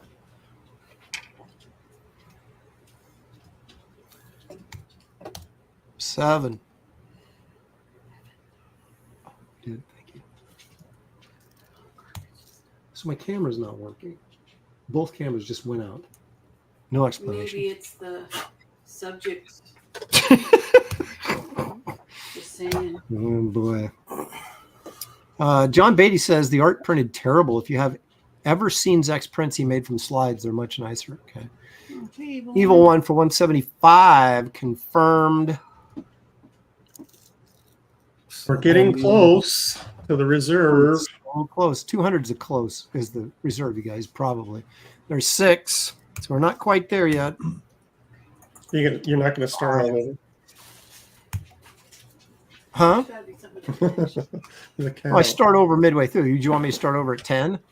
I don't remember the rules. The rules are whatever I say they are, Gary. Yeah. Oh, wow. Someone's feeling I realize that. Oh, Nathan. There you go. Yeah. 200 confirmed. The reserve was in fact 200. There you go. This is a steal. All right. Well, yeah, that's worth it. Yeah, everything. Yeah. 5. Those muscles, man. Back in the day, I remember when I had muscles like that. Yeah. What happened to him, man? I woke up. A lot of people saying hi, Charlie. Where did my muscles go? I was a strong guy. I caught COVID. Yeah, that's right. All right, 2. Leg kick says I'm on strike. I can't afford much right now. Uh-oh. 1. On strike from us, or yeah. Oh. 0, and I'm going to type in sold, and when sold comes up, it's over. So if you want to get in there and get this. All right, here we go. Sold to the American. Thank you, Nolan Walker. 2 bills. Next round on it's Gary. nice piece of Thank you. artwork. Very nice. My PayPal is Evil One. Nice timing. My PayPal is inkart@earthlink.net. Inkart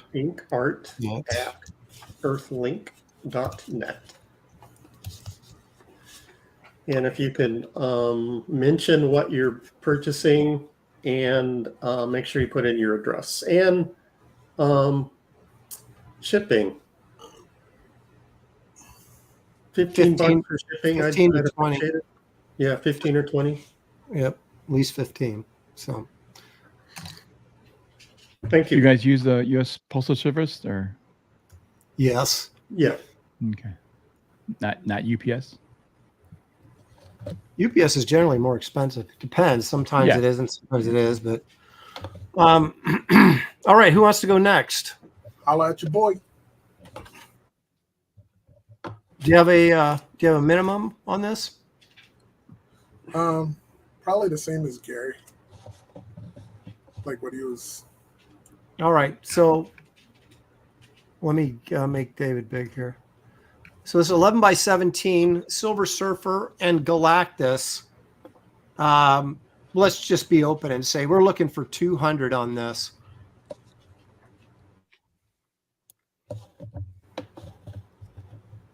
Let's see. Wizard Sleeves says, my wife found out how to spy on my campaign contributions.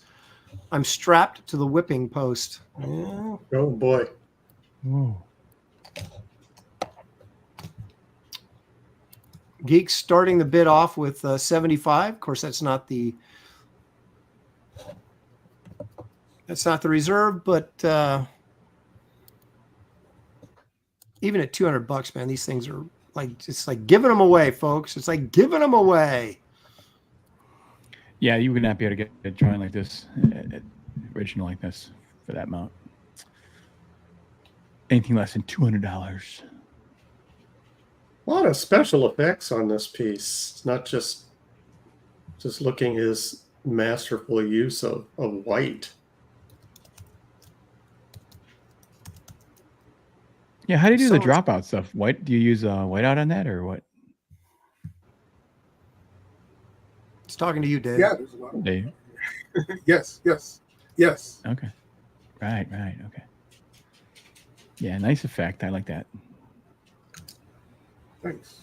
But again, I'm so, you guys who use pen and ink, it just freaks me out sometimes. I just think, you did the whole piece. Then you just flop it on like, oops, I could just erase my stuff. Cheater. I do like the dimension of this with the Galactus's face up on the right side. When you notice that, you feel that, when you really get the dimension of the hand, the big hand coming at you. Mm-hmm. All right, I just posted the said Graybeard's Studio Art Auction now live on Twitter. We'll see if we bring in some more. We get anything over 75 while I was gone? I've not seen another bit. Oh, nope. Evil One wants to know, is any of this art nuclear bomb proof? Well, hopefully we won't need to find that out.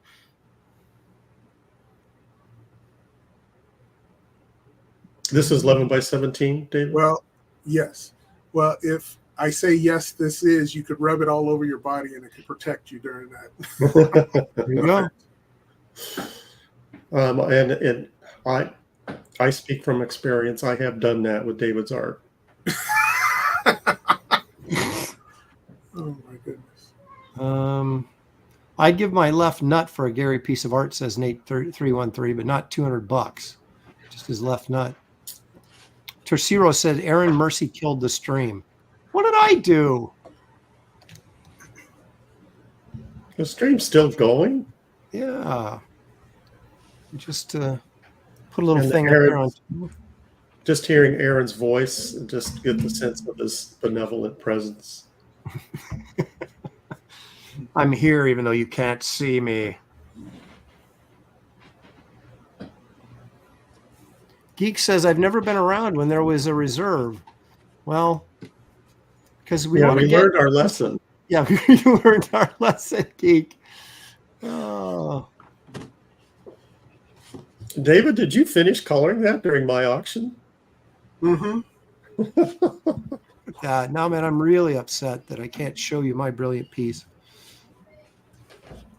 I'm going to paint the background too. So. I thought my Spider Woman turned out pretty good. It's all right. Is that right? We'll take a look at. Actually, put your. Let's finish this off first. Okay, I'm going to start the countdown here. See if we can get some action. We're looking for $200, you guys. Yeah, it's not met the reserve yet.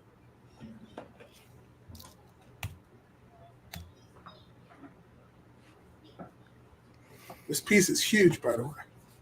It's gigantic. Ooge. 8.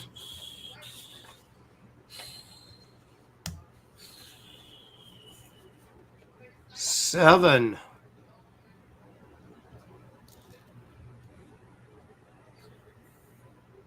6,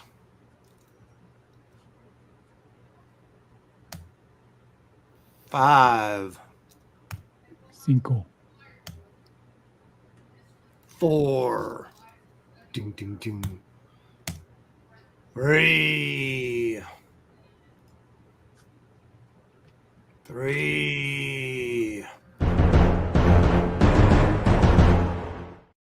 2.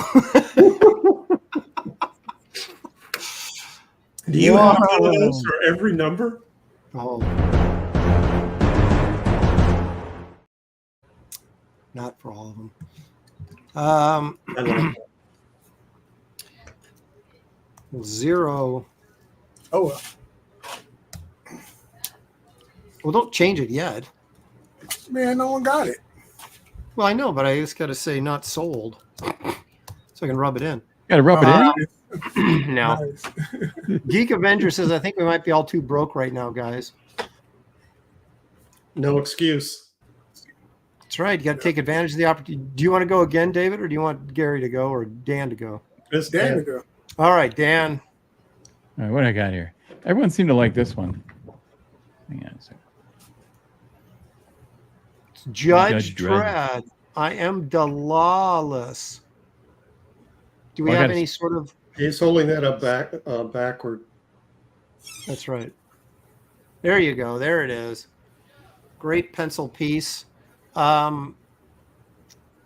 See, the reason I do this is because it drives me nuts that I, when I'm moving like this, it's like, it's so weird. Okay. Do you have a reserve or anything on this? I don't think so. Dan is just going for it, you guys. So Yeah. Start bidding and let's see. Okay, I mean, Guy, don't give me these ridiculous amounts, but I mean, maybe $100, I guess. I don't know. Well, we'll start off with 50. There you go. Hyper Dimensionalist says $50.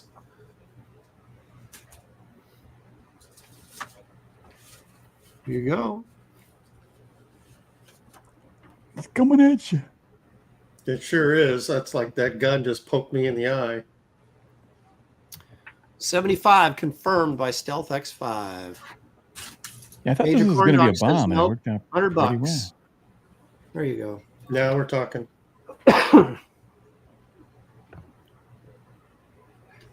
I'm the lawless. Badass,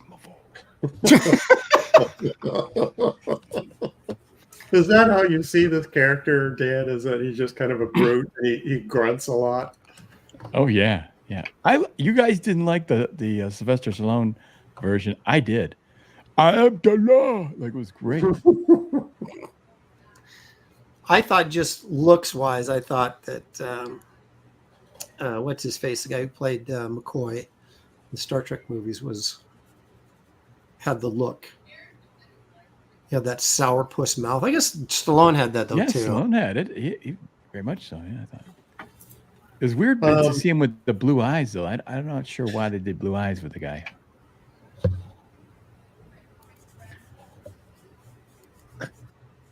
Well, I'm sure Stallone had a lot to do with how he was portrayed as Judge Dredd in the movie.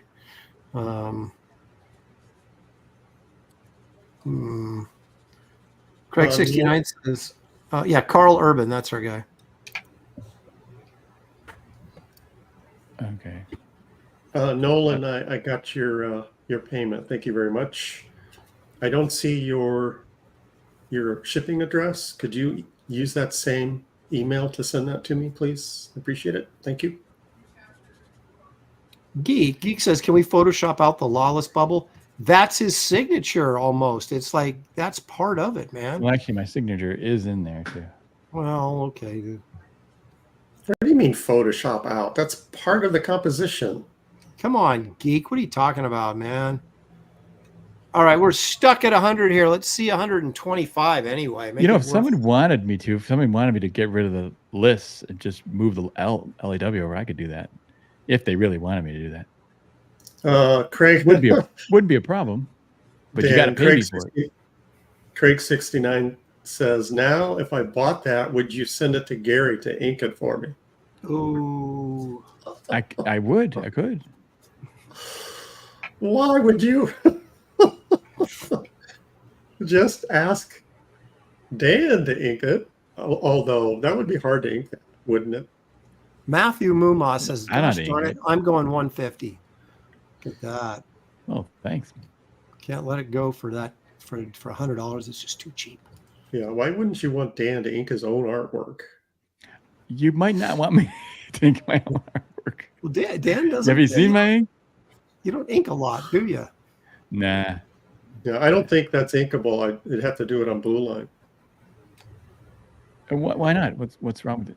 Well, with the pencils erase? Kind of, yeah. Kind of. See, that's. Did you ever do that? Did you ever see guys do that where they take that kneaded eraser and just roll it up, roll it over it, knocks it all back? It's all still there, but it's light, you know. Angela Curry says, I double the price, but she hasn't yet. So, Yeah, so you're saying I would double the price, but you're qualifying it, Angela. all right, we're going to start the countdown, folks. See if we can generate a little more heat here. 10. Buy this art right now. We did announce last week that we were having an auction, right? I think so. 9. Where are the players? I know, weren't they begging for this? It's Joe Biden's economy, man. Everybody's scared. Yeah, but they were asking when we're having the next auction. Apparently, those two people that asked are not here.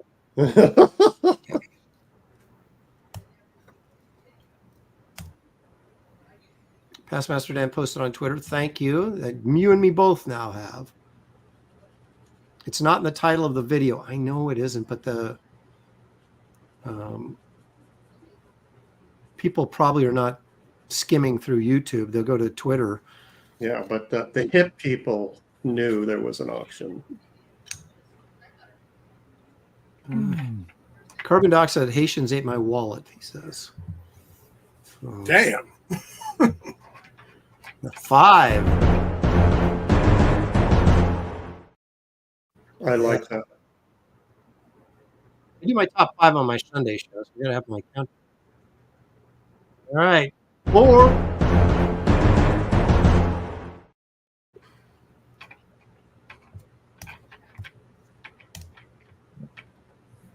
Mossad blew up my wallet. I don't even know what that means. 3.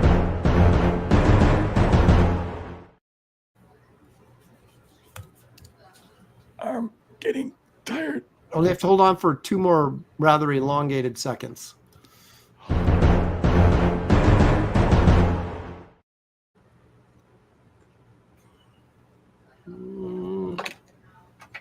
And 1.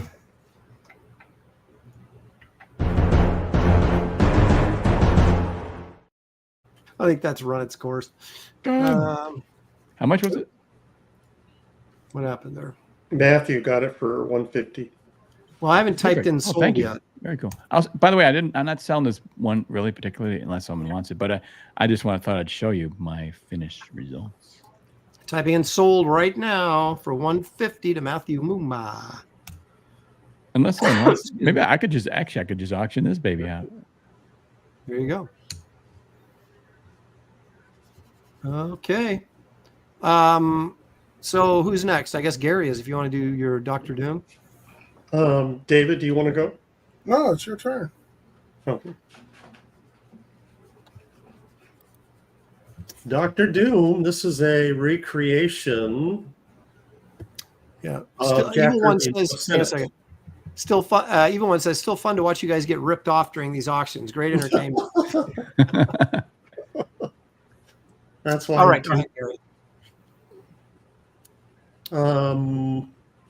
Recreation. 11 by 17, right? Pardon? 11 by 17? 11 by 17 Bristol board, India ink, mostly brush. This is over Blue Line. So I took the Senate and Kirby image and blew it up on blue. If I zoom in really close, you can faintly see the blue. So it's not that noticeable. You see, I'm like Gary's payment method is PayPal. Do you have anything else, Gary? Like Pardon? Venmo or something like that? Henry Bemis wants to know what your payment method is. Is it only PayPal? I prefer PayPal. I can do Cash App. There you go. So anyway, there you go, folks. This is a no reserve auction, Gary. If as long as the starting bid is $100. Okay, there you go. $100. So anyway, zooming in, or you could see faint blue here and there, but it's not that noticeable. And like I say, it's 11 by 17, so it's big.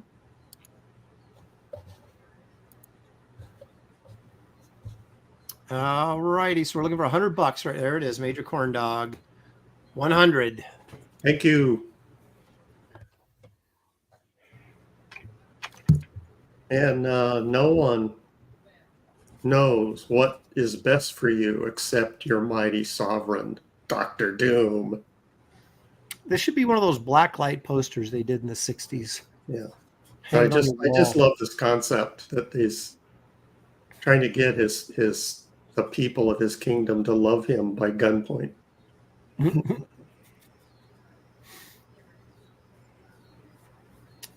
So is this like the last, is this the opening page of a story or the ending? I think it's, I don't remember. Because I want to see how many people he's pointing the gun at. Yeah. He's not happy with his people. They were not obeying him or wanting to leave or something. Anybody in the chat remember the storyline? I don't. You can tell me what issue it was, and maybe I can come up with it. But yeah, I don't remember. Daniel Russell, 125. People are asking. I'm not selling anything today because I did not.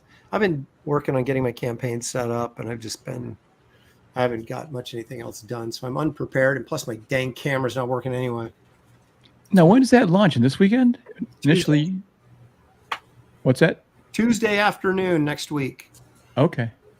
So, and then I'll go into the professionals. We're going to do a launch stream on the professionals, and then I assume if Ethan does something, then I'll jump over there. If he doesn't, I'll just keep going on my channel. So the cows. Those of you that were wanting to purchase something from Aaron, now you can use that money for something else. Mm-hmm.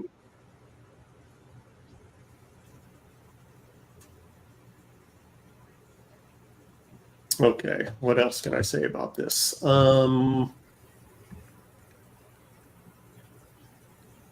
Cecil's launching on Tuesday too, says Order Roy. Jeez. Well, maybe I'm not launching on Tuesday. Zoom in on the words. I'm curious exactly what he's saying here. What do you mean? For no one knows what is best for you except your mighty sovereign, Dr. Doom.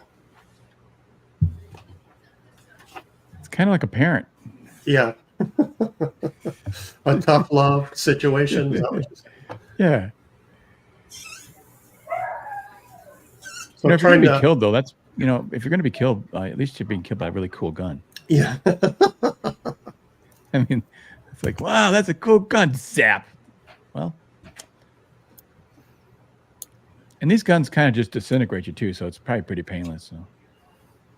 And that's I recommend recreating Joe Sennett's lines with a brush. That is a great exercise. He was so good. His cursive lines are amazing, and trying to do those with the brush is really an excellent exercise. His lines were so slick. I mean, they were just something else, weren't they? Super, super consistent. Yeah. I bet it's more difficult to try to recreate it than to create it, honestly. Probably, I mean, because you're trying to get you're both watching the line work and trying to make it look fresh and original. And that's two things to kind of do. Instead of just putting the line down, I'm trying to mimic the length and thickness of his line. Yes. Which is extremely difficult. All right, we're going to count this down, Gary. So we're Okay. at 10, which I put in the chat already. There's 9.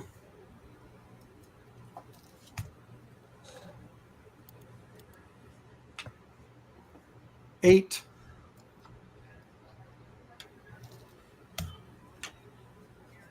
7. 6. 5.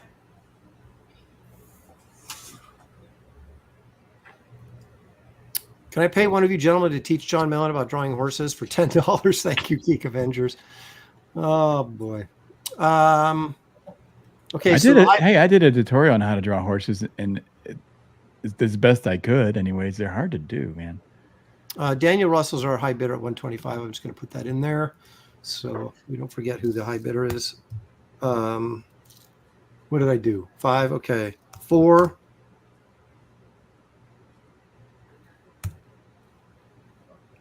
3.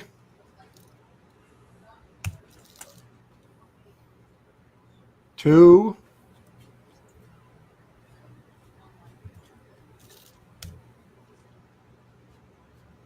1. I'm zeroing out and going to type sold from measly 125 to Daniel Russell. There you go. Thank you, Daniel Russell. And just another reminder, please include your shipping address, even though I may have it. I'm not very organized. So is anybody brave enough to put another piece up? I was going to ask, why don't you ask the chat if they're actually going to bid? And Well, I think they've already answered that question. All right. Well, so, I guess. Yeah, David, that's why not don't a bad you- idea. Why don't you put a couple of choices up? Maybe there's something somebody's waiting for. Because you've been showing some of your artwork from the show. So maybe they're waiting for something. I just put that one up that was from the show, and they they didn't even want it. This is the next one. This Cannonball, or you could bid on this Daredevil. Okay. Okay, there you go. You got a choice. Anybody interested in either of those, and we will put it up. But let us know.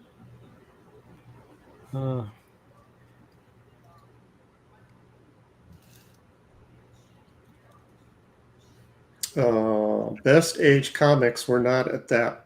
It's not Dan's turn yet.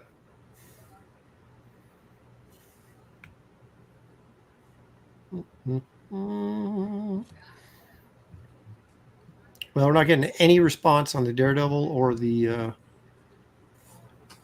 there we go. Yeah, actually, There you it's go. not a bad idea just to ask people: is there something that you saw that you want to bid on, and we'll put it up. So, because if there's nobody interested, we're wasting their time. So, don't want to waste our fans' time here. Well, okay. So what we'll do then is, Dan, if you want to put that up, we can. If you don't want to, if you want to wait, we'll just do that. And Let's see. What was the one? Spider-Man or Spider-Woman? Spider-Woman? The Spider Girl. Okay. Where is that? Spider Okay. Woman. Yeah. No pressure. It's up to you. I'll do it. And Sure. yeah, while we're auctioning this, if there's anything that you've seen that David has done in the chat, please don't hesitate to mention it. She's pretty hoot when you look at her. What Dan? What pencil are you using to get it so dark? I use a HB for most of the line work, but then for like the hair, I use a real I don't know, it's like 2B or 4B or something. I mean, something really soft. Okay. So I get some real dark. Yeah. So there. And then you burnish it. Does that? Yes, is I that use part- my whatever you call that stump to smooth it into there, so it's pretty dark. The blender. It's actually shiny. You see, it's Yeah. very dark. So it has, has a ink kind of a feel, It does. I mean, when you pull away from the camera, it looks inked. Oh, no nips. I guess I didn't. There you go. $50 confirmed is your first bid from Major Corn Dog. Stealth says I'll go 75. Torciro says 75, but you're late, so you got to come in with 100. Do it, Toshiro. Best Age Comics says 100. Yeah, I'm a student of Frazetta, my friends. Oh, I'm a student of Frazetta, obviously, my friends, because those are Frazetta hips. Oh yeah, I was waiting for you to name the Frazetta body part. Toshiro 125. Bombshell butt. Yeah, now we're actually she's pretty trim. Now we're off and running.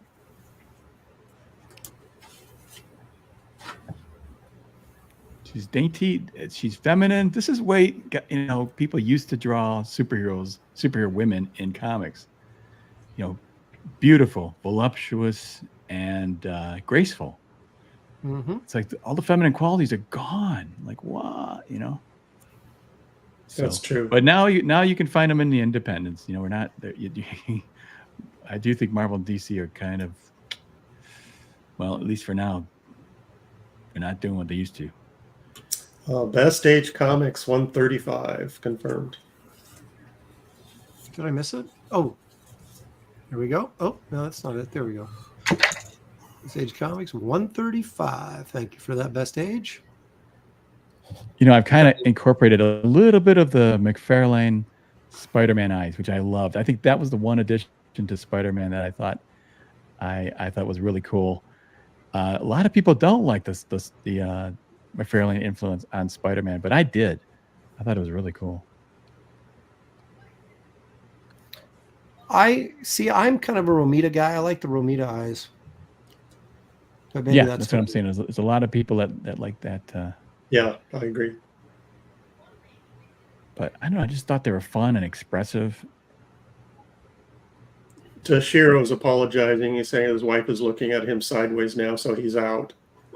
He bid it up to 125, so he did his contribution.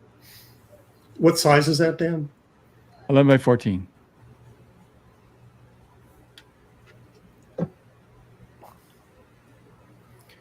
All right, we're going to start the countdown here and see if we can generate a little action.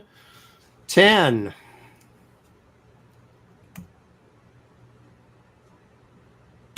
9. This won't get you in trouble with your wife. It's pretty pretty tame. It's pretty tame. It's nothing really. She looks powerful. Go women, yay. 8. I am women, hear me roar. 7.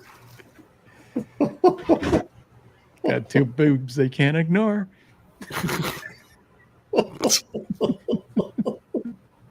Where was that version on the radio?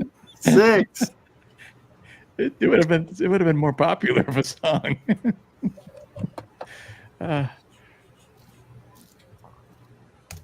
See, you get drawings, and you get singing entertainment. This those is last second bids. You're not just buying a comic. You're not just buying art. You're getting live entertainment. That's right. Pay for the show. It's a dinner and a show, or drawing and a show. It's dinner and a show. 4. Dinner theater or drawing theater. Exactly. 3.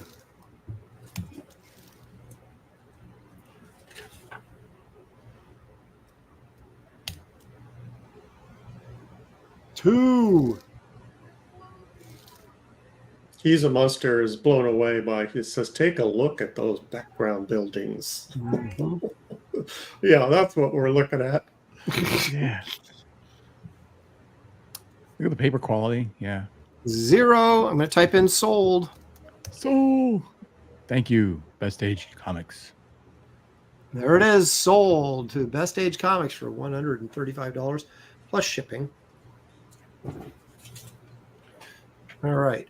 Okay, now these guys can go directly to my PayPal, and my email is danlawless2@gmail.com. That's DANLAWLIS, the number 2 then, and then at gmail.com. Or you can just contact me through my website, danlawless.com, and email me through there if you'd like. And either way, I can get the payment that way. So you can go forward. I can send you an invoice too if that's easier for you. Holy crap! So. My whole computer is just falling apart. Now my mouse doesn't work. Oh no! Everyone's just looking at me now. What the hell? I got my pad. Okay, here we go. Last chance here. I better get out of here before this whole thing explodes. All righty. So there you go, folks. Thank you for joining us on this exciting issue of Graybeard's Studio. Sorry about the camera difficulties. I'll get these fixed so we won't be dealing with this next week. Please hit the like and subscribe if you haven't done so already. Helps the channel grow. And please remember that the Wraith of God 3 Fear Hollow early sign up a link is in the description of this video, along with David Williams and Ethan Van Sciver's Fearsome. There's a link to that campaign, so you can back that if you haven't yet. Please visit Dan Lawless's YouTube channel. There's a link in the description of this video for that as well. So thank you guys again. Sorry for the technical difficulties, but the show must go on. Yeah. So anyway, we're artists. What do you expect? Exactly. So we'll see you next time. Thank you and take care. And we'll see you right here next time on Graybeard's Studio. Thank you, guys.